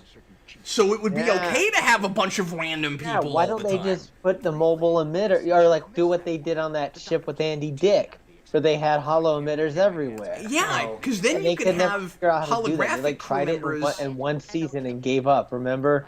Because they tried it. You and could the get away Doctor with was like replacing real people with holographic people all the time. Well, you would take the people that are already built into like the holodeck and reprogram them to be trained in like stuff to do around the ship. Sure. The wave just changed course. It seems to be tracking Makes sense. Wait, I missed part of what you said. What do you mean train people? I'm just talking about like holograms that are programmed to run something. No, I'm saying you take a pre-programmed hologram from the holodeck and you reprogram it to do ship stuff. Yeah, or you just make new. Well, no. It's too hard to make the new. You would already have them. No, you'd already have them. If you run a simulation of the ship, there's already those crew members plugged in. We see it all the time. True. Yeah. If you just go to a recreation of Voyager's bridge, there'll be some person at the helm. You're right. The holograms are there already, Brandon. You can fake that stuff. You make a good point. And also, you're watching an episode right now with a almost perfect recreation of a Cardassian war criminal who is brilliant at science or is brilliant at being a doctor. Right. So you have to have some of that stuff in there. Right. I want to know. And this Doctor, he skirts the line with this whole, with almost being self-aware. He does. Absolutely. Hologram, and they don't do that great of a job of. You say that it's the same. It's almost no. It's the same thing as the Labrams thing. True too. She also knows she's a hologram. Is totally fine with it. And yeah. Do you think that must have consistency? If we had this kind of technology in today's day and age, it would come with a disclaimer like you are about to access a war criminal's like. Yeah, it absolutely would, and it would be like it would have like a warning, and you'd have to, warning, and there would be like 5 pages you had to fill out in order to allow you to even use it in the first place. This holodeck program is rated MA. Yeah, it would. Yeah, there'd be all these hoops you had to jump over, but jump through. You don't jump over hoops, Brandon. But Brandon, I do. I know the extra feet. Can't go around. So, Brandon, to what you said a minute ago, though, I also got to argue with you for a second. When you said it's really difficult to program those holograms, no, it's not. There's just that one stupid example where it was, and it shouldn't be. There's that thing where they're trying to replace the Doctor, and it's dumb. That shouldn't be that hard to do. And he just where they load him with a book, and no, that's stupid. It shouldn't be that hard to do that. Can I make mention of the opening scene here where the ship is clearly being pushed by this energy wave? And maybe it was more of the whole medical expertise and everything. I don't know. Why was it so difficult for, they had a holographic expert to write him. You think you could just have a guy just go up and say, give me a doctor in Starfleet, put all the medical knowledge available in him. It's just difficult make to make person. anything seem hard when you have such futuristic technology. They struggle with that all the time. Again, Tom Paris made a whole freaking Irish town, and he seems like a fairly average human to me. He also wrote Photons Be Free. Life science. Photons Be Free. One non-humanoid. It's very faint, probably injured. but I feel like having it. I'm betting that message we received. I see where that becomes a problem, definitely. It's just impossible to be consistent with it. It's the same thing as slaving over Replicator and that kind of thing. What I was going to say, though, about the ship being, upheaved on its axis was that we see Janeway getting back into her seat It's her. after the energy wave, passes by. So, obviously, everybody was, thrown. They should have been, damage reports. Okay, so real quick, this is a mistake. Okay. So B'Elanna walks in, and she's about to get attacked by the creature. That should have been the end of your teaser. This is the teaser. Yeah. Yes. That should have been the teaser. She gets Not attacked. Just the random It's energy stuck on wave her, to hit and then she yells, "Get it off me!" And then, that's your teaser. Yeah. Having trouble getting it locked. See, the show sucks at them. Yeah. They just have a random energy wave, like the opening of Star Trek. Yeah, that doesn't make me want to Six or whatever, Every other Trek episode has that. Yeah.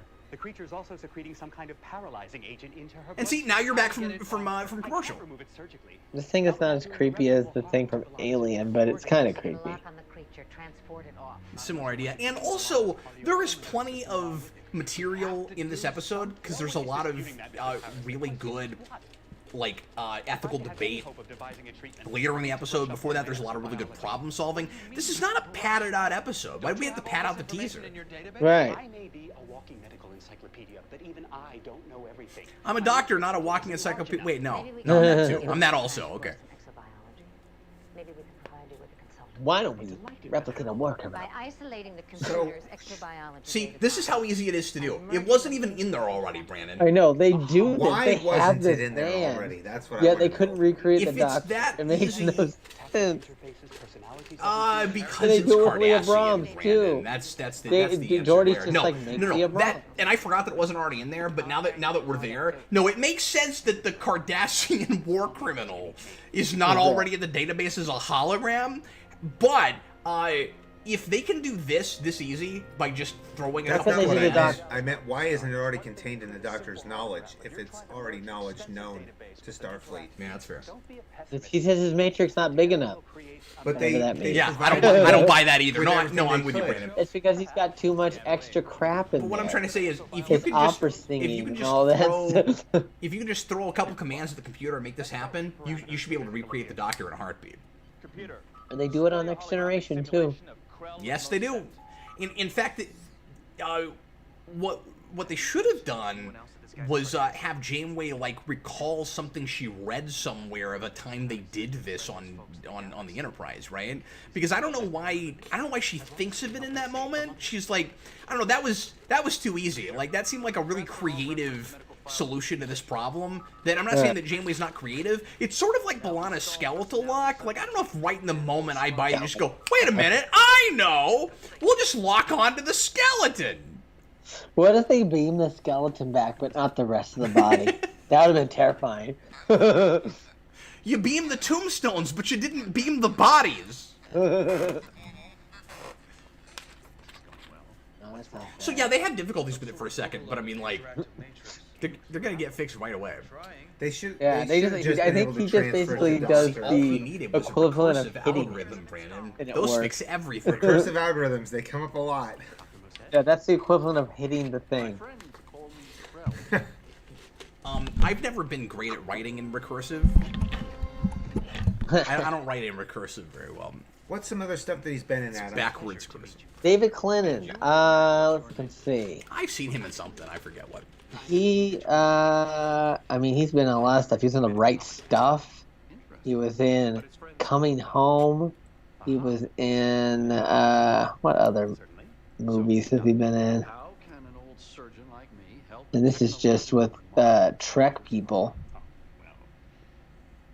Being there. He was in Being There? Yeah, he was in Being There. Non-humanoid exobiology happens to be one of my specialties. That's exactly why we've Yeah. But I don't know if he ever was in any other Star Trek thing besides Chromo Set. I don't think he was. The patient right away. Mr. Kim, would you do the honors, please? No problem. Yeah. That's the only thing he's been in Star Trek wise. Again, take him offline and call me. Understood. Lieutenant, may I present Krell Moset? It's a pleasure. She's been drifting in and out of consciousness. Don't be rude, Lieutenant. I wish they'd made this an action figure. Balana with this big Doc. alien Oh, stuck the to one it. with that thing. Help us. This way, Krell. It would have fewer points of articulation than you usually Yeah. get in a Balana action figure. Yeah. Mhm. Oh, they made a Balana action Jeez. figure of her split, her Klingon half. Or I know, whatever. because they did a Voyager series of figures up through season 1 and I think through 2, and because you got the lizard babies and all that. Right, You had Paris as the messed up tongueless Yeah. Paris that came with lizard babies, and then later when they quit doing a Voyager series, they were still making, when Playmates still had the license, they made a few things from later. That was just like a Star Trek line where they made a bunch of things from which is different called series, Star which Trek. is where the Borg Yeah. Queen came from and where the 7 of 9 Borgified version came from. That's one of my favorite figures. She looks great. Unfortunate reality. But we never got this guy, and we never At got that- and, you know, Balana at that- with the alien parasite stuck to her. And at Which I that want. point, you're getting to where there was, you know, in the early to mid '90s, like you go to Toys R Us, and there'd be a whole aisle of Star Trek stuff. For and like- then by that late '90s, Yes. it was in like the KB toy outlet. Yes. At $3 a Lawrence. piece. Yeah. And I wish I'd bought more of them then. I really do. I mean, they're Yeah. still relatively cheap, most of them, but they're starting to go up in value a little bit, I'm noticing. Looks like there were over 10,000 separate sounds used in this section of the message. It's going to be a tough code. Or at least when I find them in the wild, I've been having to pay more for them when I find one that I don't have. I used to get them for $4 all the time, and I don't see them that cheap anymore. Yeah, but like vintage stock, they're gone up. Eh? yeah, they're between 6 and 8 now. I like Seven's blue outfit. I do too. She should have worn it more. Yeah, How do you feel about the brown one? I always thought that was a weird choice. it's kind of a weird one. Oh yeah. But yeah, the brown and the silver. I like the silver one because it's kind of like, I don't know, it makes you think more robot-y, like she was aboard. But then you're like, was that in poor taste though? Like from the doctor's part, that you pick something that looks all metallic and Borgy, like okay. Or did you pick it because it goes with her implants that she's stuck with? So you're trying to complement that. Yeah. I'm working on it. Its systems are overloading. This Bajoran guy is too easy. We should have seen him before. And of course, Yeah, don't they have like a Bajoran? We've been Is complaining there about this anybody all night long, but like we didn't even know there were really any Bajorans on this ship. And of course, you got to throw it on so that he'll freak out about the Cardassian war criminal. Like, They come could've- on! Why they could have? I mean, you had a whole crew of Maquis. I'm sure they all had a vendetta against the Cardassians too. But all, You yeah. could've So brought first of all, one of those it people didn't we've need seen to be a before. Bajoran. It could have been any species. Exactly. You could have brought that Tell in, for God's sake. That feels like, oh, we're sort of doing a DS9 thing in Voyager. We better make it. It's almost the cliche thing to do at this point. But you could have had a couple Bajorans or one Bajoran, token Bajoran that was in a couple episodes before this. And I mean, I'm saying that retroactively, like they didn't know they were going to do this episode. But considering that they had Maquis, you'd think there'd be a Bajoran that wasn't Right. Seska.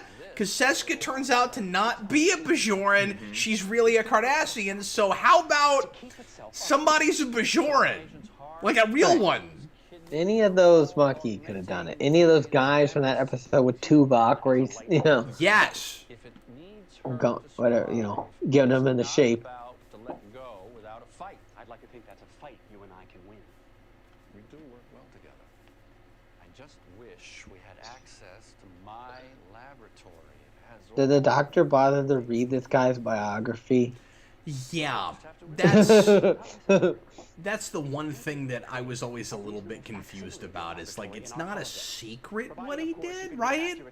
It's got to be in the records, so Am they've I- got all this am other I stuff. remembering that right?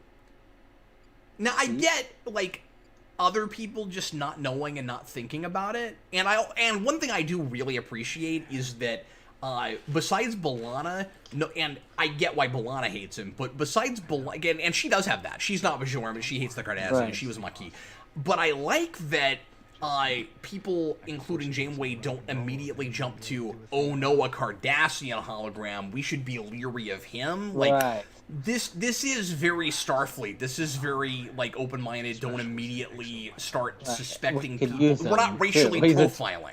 Okay, And he's also that's a- really good. I like that. But the Doctor is a computer program. Right.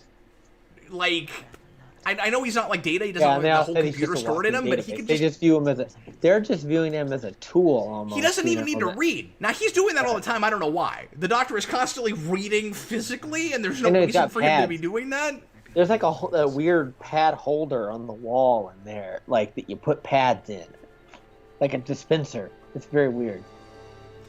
Mr. Roboto, another $5 super chat. Thanks, man. The reason the EMH is so special is you have to pull all the medical info into one file, then create the EMH, which is probably why they model him off a person. But how's that any different than what we just did with this guy? Yeah, he's got. I don't know. That's what I'm saying. He's also modeled off a person. Like, that's Yeah, pretty, he's that was modeled pretty after his easy. creator. And when we get to the end of this, it's not like he's malfunctioning or breaking down or anything. He's just acting exactly like this guy would have acted. Do you think they reused the Cardassian set from Deep Space Nine for this? Yes, I do. I never thought of that, but yes, of course that's what we did. In fact, I'm flashbacking now to a couple of episodes, and I think we've seen this before, yeah. How pretty is that set, though? Well, it's great, but that's because they had it built already. It probably wouldn't look that good It's a good set. if it wasn't already built. In fact, I think that's a redress of a DS9 set. Yeah. Now that we're looking at that, that's on the station, I think. Yeah. No, you made medical history. You won the Leggett's It Crest. looks like the Bajoran Temple set almost. He's given a description of his laboratory, so they're going to use this laboratory. But do you think that Starfleet knew enough about Cardassian technology, like all the medical instruments and things, for them to have made an accurate depiction in the holodeck? Yeah, they have a space station that's Cardassian. They know how all their stuff works. But no, like their medical technology and stuff. There's probably still some things they don't know A lot of that about. stuff got left behind when they left. Well, and to be fair, like on the station, we're constantly not understanding how their technology works, and it's breaking down all the time and stuff. Like, it's finicky, and yeah, so I mean, there's that. But I feel like these things are a lot simpler than like the power grid of the their weird isolinear rods and all that stuff. Yeah, Yes, but there would be a certain disconnect on what they have versus how it works. No, that's true. No, I'm with you there.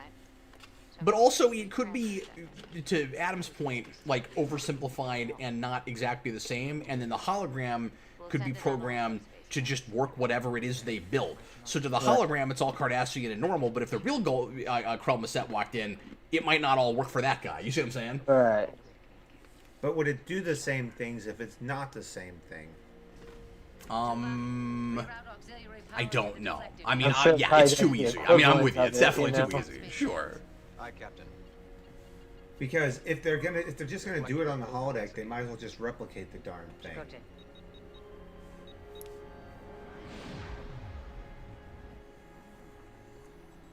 Look at That was an interesting thing. They've only done that one time.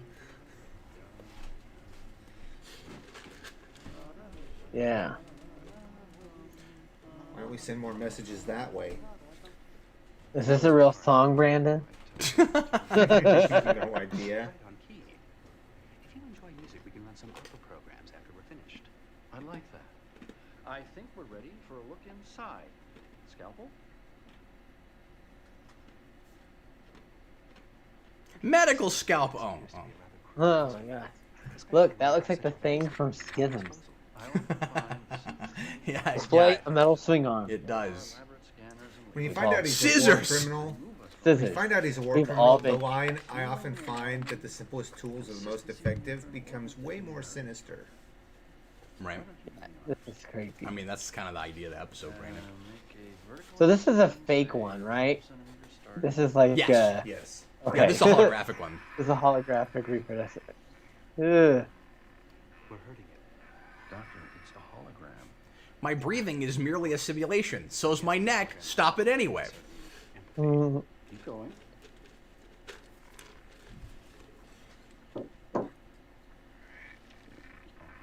Extraordinary. Ew, that's so gross. Stephen Murphy, ethical debate episodes are a common theme in the show. What is the way to tell a good one from a bad one, and how would you solve fixing a bad one like Dear Doctor? I don't hate Dear Doctor, but it's been a while. What's that? What's Dear Doctor? That's Which one Enterprise. is that? Oh, We kill the creature. I'm trying to remember that one. I'd like to find a way to save them both. So would I in an ideal situation. But we have to set priorities. In this But case, yeah, I mean, This is a sentient when life form. the It could be this species the bad outside. ones generally are the ones where the debate itself is too, like, you know, overly simplified, and you don't have like two actually interesting opposing viewpoints where the answer is obvious and everybody would agree with what the, like 100% with what the, you know, actual answer the episode is presenting by the end is. Like, you want a real debate. You want some ambiguity. You want something where at the end of the day the three of us could have a conversation and not necessarily all land the same place. Right. And you also want sympathetic characters that aren't mustache twirly, with you know, or like too pure good either. Right. So yeah, I mean, it's just, you know, the kind of shades of gray thing, not the episode. But. I'm surprised by your attitude, Lieutenant. I never took you for someone. Why are you who surprised? generalizations based on race. So like, I think this one is better than Ethics because the lady in Ethics kind of sort of had a point, but that was a little too simplified. It was a little too easy. Yeah, I could see her point, but I could definitely see Beverly's point because Worf wasn't gonna die, and if she did this operation, he could die. Well, she was clearly doing a lot of stuff that was just needlessly unnecessary. Yeah, true. Just in her practice in general. I didn't buy that in a more enlightened world, in a more enlightened future, she would have even been allowed to practice medicine. That was the thing I had a hard time with. It works better in this context because Right. this guy was essentially working under like a Nazi regime. He would be allowed to do what he did. But then you got Julian Bashir, who's just like, I concocted this last night. Let's try it out and see if you can walk. To the Yeah, Laura. like that's a good point too. Yeah, yes, that's also not a good one. What I like about, if we're comparing this to Ethics, I also think that I hate it when people in TV do that. Like nobody in real life reacts that way to things, or at least not all that often. Janeway has a great one in Q in the Gray, where the female Q calls her the B word or something, and she goes, and then the commercial break. I'm like, no, it's so dumb. But anyway, what I was gonna say is, I just think that the ethical conundrum here is a lot more interesting than the one in Ethics. The one in Ethics is, should you kind of throw out the rule book and sort of be like a vigilante doctor and just experiment on people and be impulsive and try crazy stuff, and if you get good results, isn't that okay? The thing here is there was some research done under horrible circumstances to people who were treated like lesser than real people. Right. And of course we'd never do that now, but is it okay to use the research that we got from them if it saves lives, even if that was done under more than morally questionable circumstances? That's a way harder question to answer. Right. Way harder. I don't think any of us in this room could say for sure 100% that should never be done. No, but we know that's in our so reality hard that it has been done. No, of course, yeah. And there are real-world contexts, for both of those things. Yes, exactly. Right. Talking about an infamous Cardassian doctor. There's Chakotay's map of the universe. Oh. Kuchamoy. But you know what it doesn't have? Digital peyote. Cardassians didn't exactly publicize their wartime medical practices. I wouldn't be surprised if the real Moset went on to live a normal life. He's the Real chairman of Moset. biology at the University of Kulat. We may not be able to do anything about the real Moset. Mr. Roboto, why would Starfleet Cardassian medical info Be destroyed. in their banks anyway? I guess he means why would they have that I guess stuff they there did like in the first place? kind of exchange. I don't know. Yeah. About that hologram the second I saw him. Yeah, and like regardless of where the information came, like Starfleet wouldn't pick and Starfleet choose what took it. information they kept based on, ethics. They would decide what to use based on that. They would keep it freely available, but Yeah. it's up to you how you want to use it. Unless they went through it and there were certain things that they made classified, I could see that. Right. So that's a good point. I could see this as being a thing that would be classified. Cytotoxin levels are going through the roof. Pulse is rapid and irregular. I don't know. I guess I can see both sides to them. She's Right. upset about I don't know. I don't know if they would classify something like this, because this guy is basically like the Cardassian equivalent of like a Mingala. Yeah. You know? Alana, we're very close to a solution. Do it without him. I don't know that I can. Without him. Another way. She's going into cytotoxic shock. Cytotoxic shock. Cytotoxic shock, Brandon. So, like, I had to do a cytoplasm. Yeah, good question. It's what if it was psychoplasmic shock? Okay, so I have a question for you guys. Yes. Would B'Elanna be as adamantly against being with this research helping her to survive over the physical manifestation of the hologram? Yes. Like, Right. if she found out after this that they used that research, would she be as angry as she is just seeing the guy's face? So I don't know. Yeah. I don't know. If she found out that specifically that it was Cardassian research, she probably would have been, because she despises everything Cardassian up front. Maybe. And also but when she Which also they're makes making a big bigger point- deal out of, by the way, here than they ever have Ever before. did before, So, like, right. that is maybe a little contrived. I don't know. But they are making And- a point about the fact that, she would be benefiting from other people's suffering. Yeah, that's true. I feel like he's So, seen yes, it though, I like think- seeing this guy, That set her off to begin with. Yes, That's what but I'm if saying. she That's a found bigger out deal. on the other end, she probably Okay, but would have been. let me do this another way. If afterwards, let me do this another way.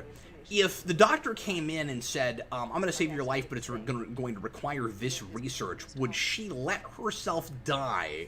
But Right. in order to not have that research benefit her, if she never saw the hologram's face, I think the answer is still yes. I think the But you answer know is what? I They don't use- know. I can in see this that show, going either They way. use Borg technology all the time, yet that technology was used to assimilate people into the Borg collective. That's true. That's very true. See, it's impossible to not be hypocritical in this kind of Right. situation. Impossible. Also, Because you have benefited without even knowing it from Right. research gathered in horrific ways. I mean, Right. these people. I mean, you. I mean, everybody.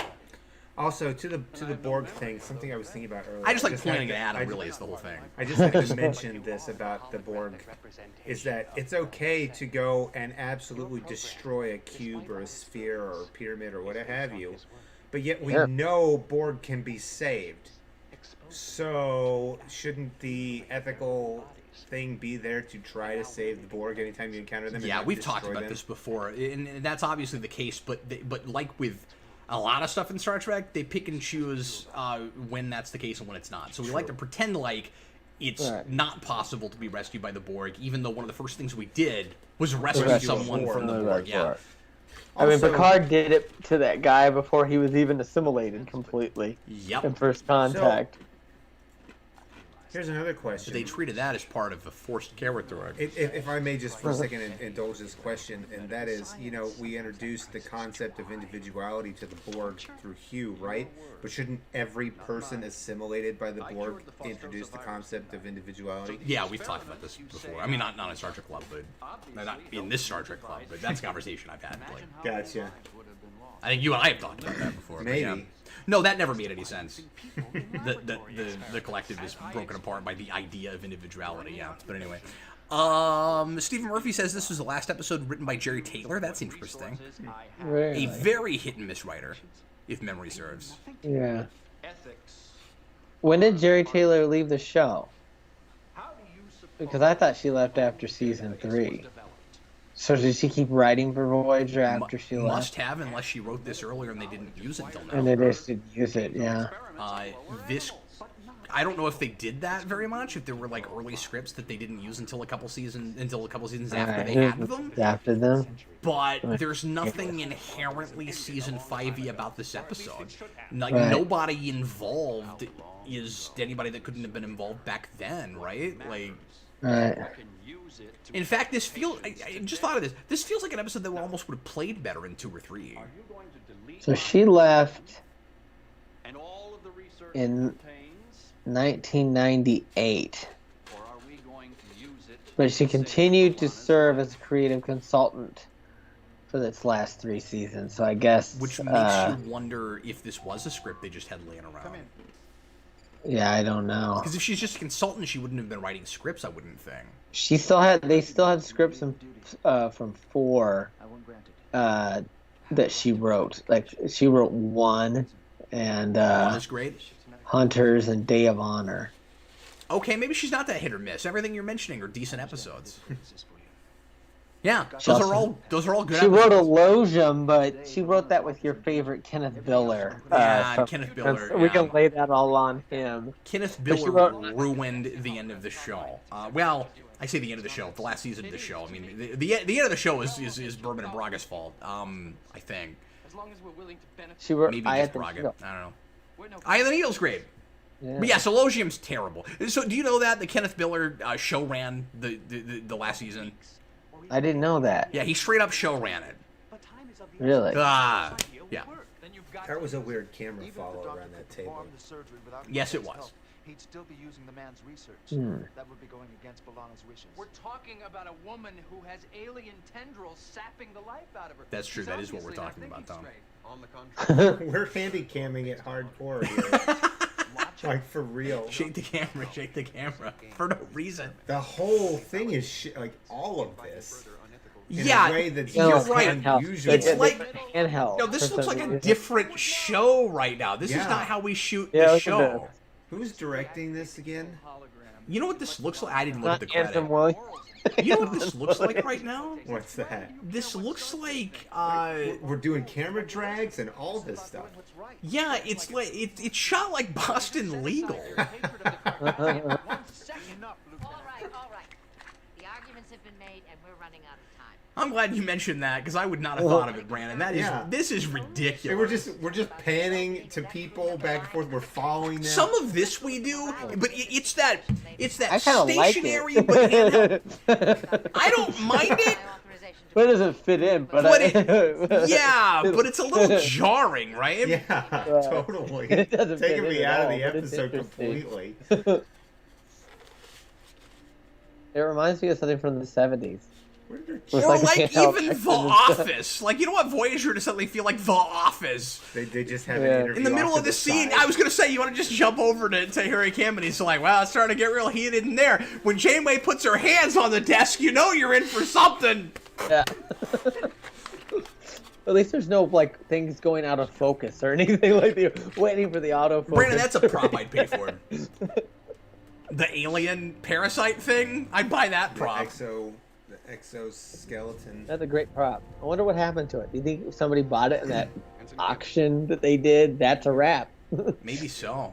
There's a lot of macro things in the show. You notice that? Got like the macrovirus, and you have this giant parasite thing. The pitcher plant. Giant pitcher plant. Oh, Murphy says David Livingston did this episode. That's crazy. Oh, yeah.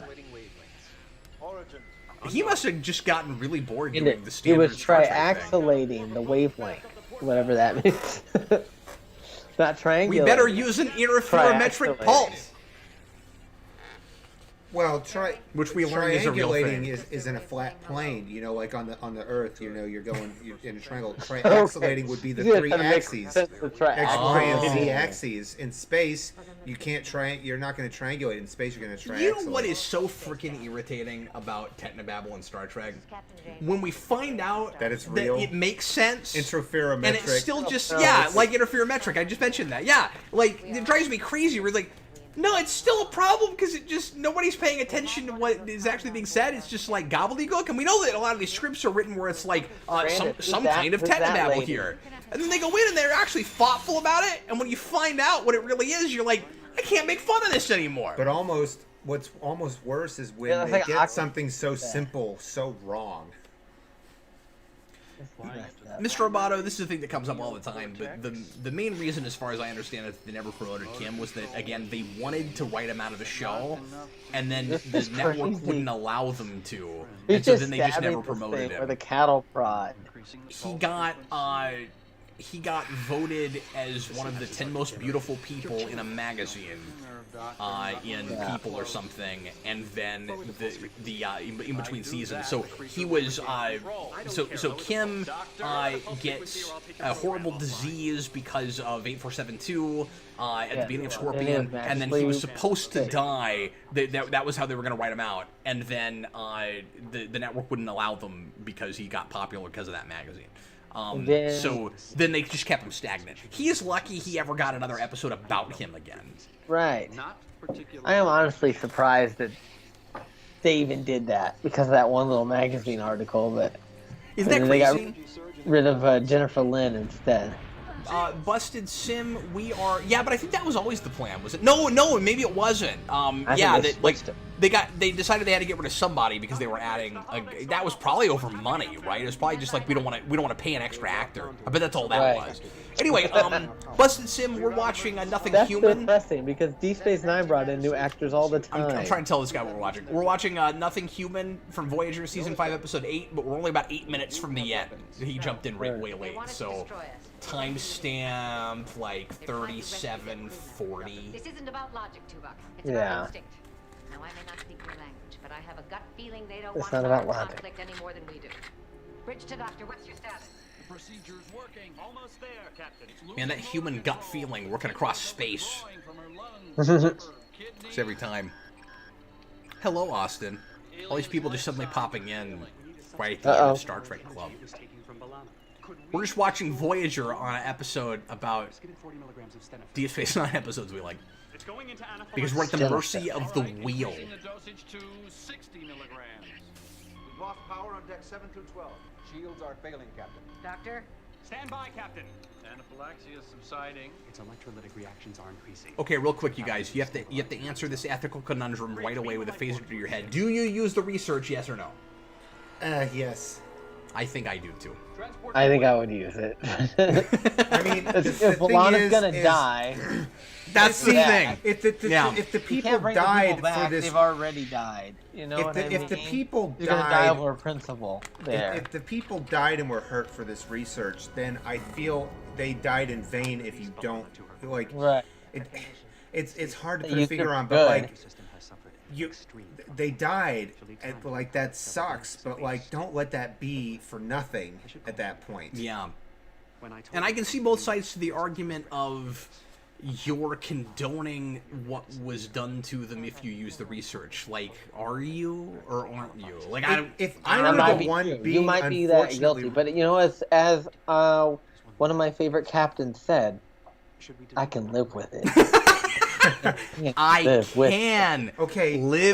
it. Let me put it to you this way: if I were the one being unethically researched on, I would at the very least hope that any knowledge gained from my torture would go towards something. An excellent point. I think I would too. I'd Now, like I wouldn't want that to be done to anybody. I would want the law to be changed where you weren't allowed to do that. Well, of course, yeah. You know what I Geneva mean? Convention. So like, no torture. yeah. So like, are you condoning it? I'm not like if I'm not I use condoning it, but if it's going to happen, saying like I would ever sign the gotta paper clear that the said air someone with else sage. could do Look at that torture to someone to get more research. Right, of course not. No, but if I'm being researched on, I'm at least going to hope it helps somebody in the Pandora's box was opened already. Right. Like Yeah. it's out there. It's She's like, got, oh, look at that. She's like triple fisting pads. Did you see that? You have to mention it every time. and it's funny Voyager every has time, especially when you say it like Voyager that. has almost as many pads as they have shuttlecraft. Yeah. But look at this. Yeah, she's So wait, got a- we had an she's open clearing flame away the evil earlier, spirits and I'm pretty of sure the now she's Kardashians. going to tell her to put that out. This is incense. I know. It's Something. she's burning sage. It's an aromatic oil. Oh, I get it. See, because Janeway's like got sage wisdom. But not really. Did what I thought was best. Just like I did with Tupik. It's really She doesn't annoying. tell her to put it out. Yeah. Let's hope this does. Oh, and trick. see, we watched the follow up to the Demon Class episode, and then the end of this is about figurative demons. See, it all goes full circle. Look at that. Look at he's putting everything back in order in the Yeah, holodeck. I know, that's funny. Recuperate. Couldn't he just say like reset and it just go back? How about listening to that opera you promised? Oh. hmm Yeah, I love this scene. Yeah. This scene like bumps it up a 0.5 for me.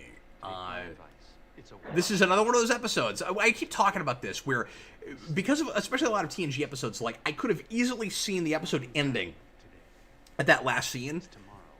I mean, you do have to tell us what happens to this guy, I guess, but you could have done that, out of scene, I guess.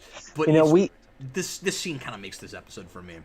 It's funny. We talk about real life parallels with this. I mean, we did this in the United States with Nazis for a lot less than saving someone's life. We used them for an entire space, as the basis for our entire space program and stuff. That's a really good point, yeah. It's not just about what the Nazis did, it's about what other people did with the research. Yeah. Right.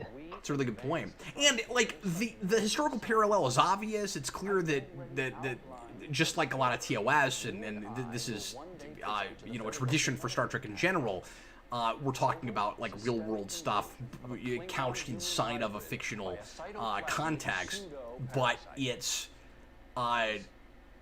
made, I don't know, I say preachy all the time. It's made, and this doesn't seem preachy because it doesn't land on either side, but, like, it doesn't seem like a flimsy kind of metaphor, partly because it's dealing with a species that is already pre-established, that has these sensibilities already. Yeah.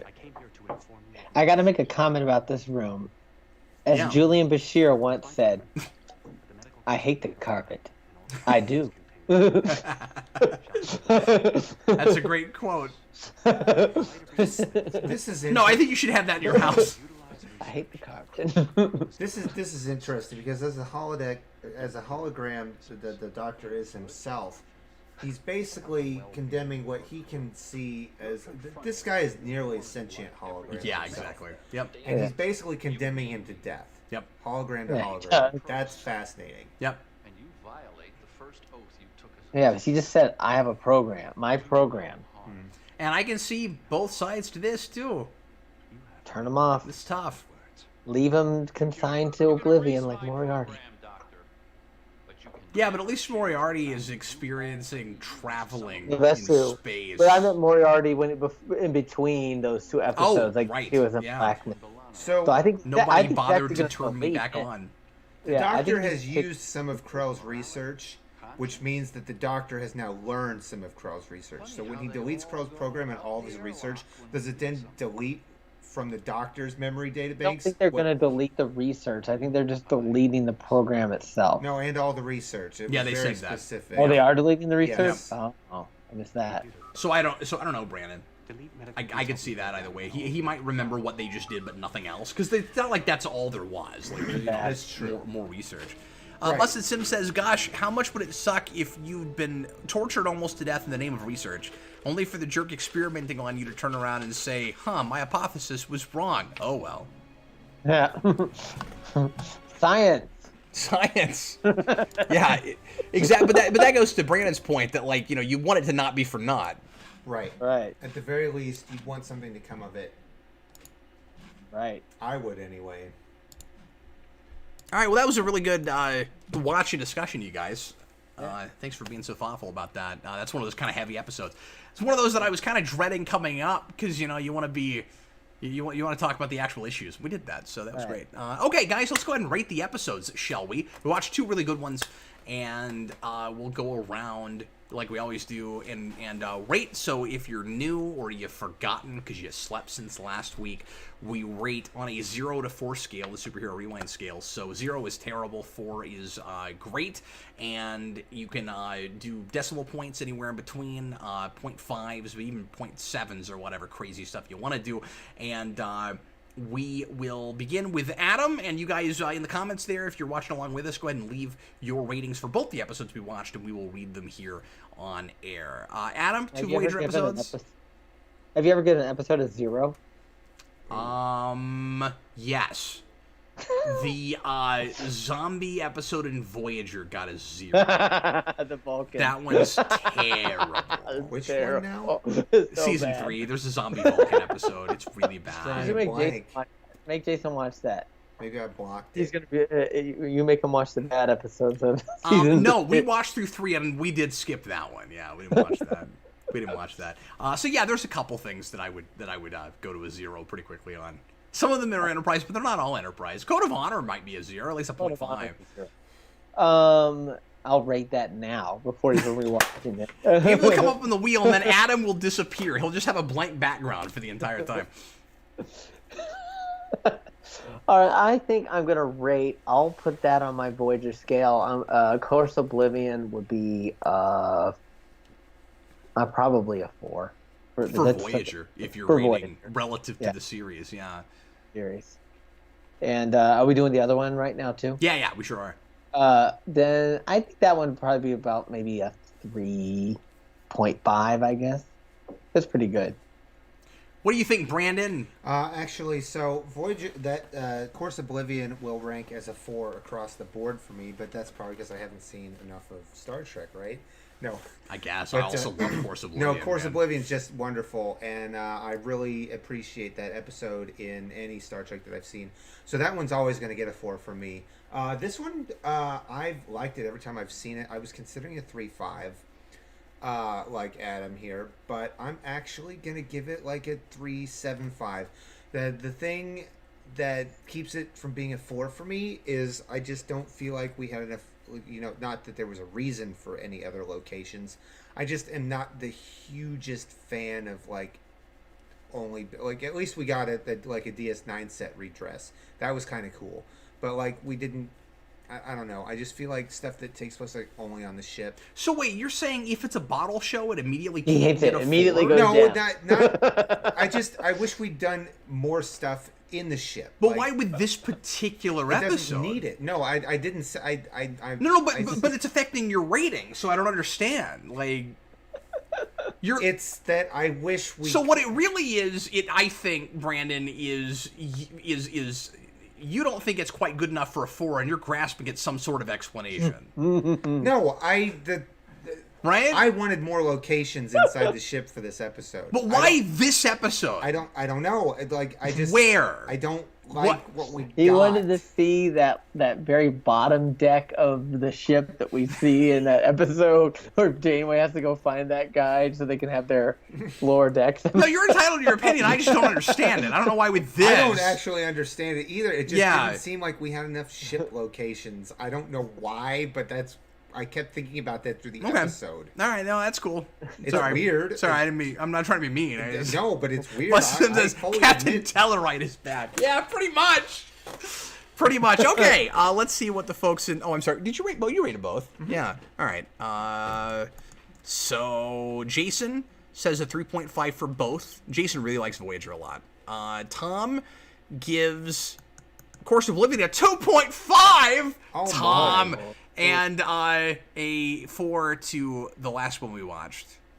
And then Busted Sim says the Enterprise is in his top 3 tracks, and then he says he runs away. But he gives a 2.5 for both of these episodes. Wow, a 2.5 for these, but you love Enterprise. That's fascinating. All right. Sorry, what, Adam? Did you see my eye on that guy. Enterprise. Come on, let's be respectful, okay? Everybody's entitled to their opinion. And that was hilarious. Okay. And you're the captain. So we just got 3 ratings from folks. We don't have a big... Well, we have about the same amount we usually do watching. Just not a lot of people commenting. Okay, I am going to give Course Oblivion a 4. It's real high in my top 10. Voyager. Kind of excited to make that list, especially just watching this again with you guys, because I don't know where that falls. I thought it may be number 1. It's real up there. So it could still land on 1, but it also... It's gonna beat worst case scenario? Just on like a favorites, like a love it kind of plane. Yeah, maybe. But worst case scenario is awesome. That episode is I get so pumped when I watch that. It's so good. Yeah. Is that the one with the 2 Voyagers and the ones? No. That's the one with the Seska Deadlock. Holoprogram. Yes, Yeah. Worst case scenario. Freaking yes. awesome. Yeah, no, Deadlock. Deadlock also ranks high for me, but no, Which is funny because a lot of people freaking hate Deadlock. That's because Harry Kim dies and then they get a new Harry Kim. But I enjoy. No, that's hilarious. No, I enjoy that episode a lot though. I mean, Janeway fighting with herself in that episode always I've gets heard me. silly science complaints, but like that's all over That's Voyager. Voyager is the super, and TNG has it too, obviously. I mean, parallel. You can't complain about that and like all good things at all with Time and Anti-Time. But anyway, Course of Oblivion's a 4 for me, and that's a 3.5. I'm in the same place that Adam is, so I think that's what Adam said. The Alchemist gave them both a 3.5. Wendell says 3.5. I forgot how good Course of Oblivion was, and 3 for Nothing Human. I'm throwing in an extra 0.5 purely for the Doctor's opening presentation. Mud Pit.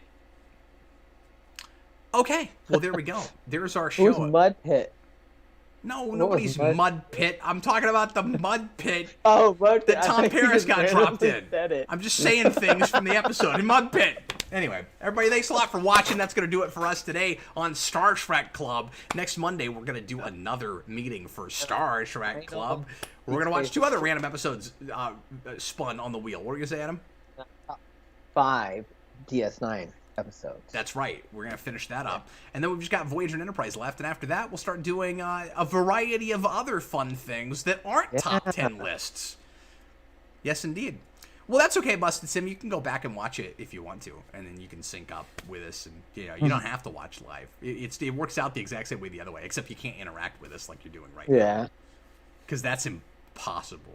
Anyway, you guys are great. We had a great time, as we always do. I look forward to this all week, or all weekend. I guess this is at the start of the week, but I have so much fun doing this with you guys, so thanks for being here. Thanks, Brandon. Yeah. Thanks, Adam. It's your social distance shake. Yeah, my social distance shake. That sounds disgusting. I don't want to drink that. Anyway, see you again next week, guys. I was Captain Logan. There's Brandon and Adam Meredith. Later, folks. Toodles. Bye.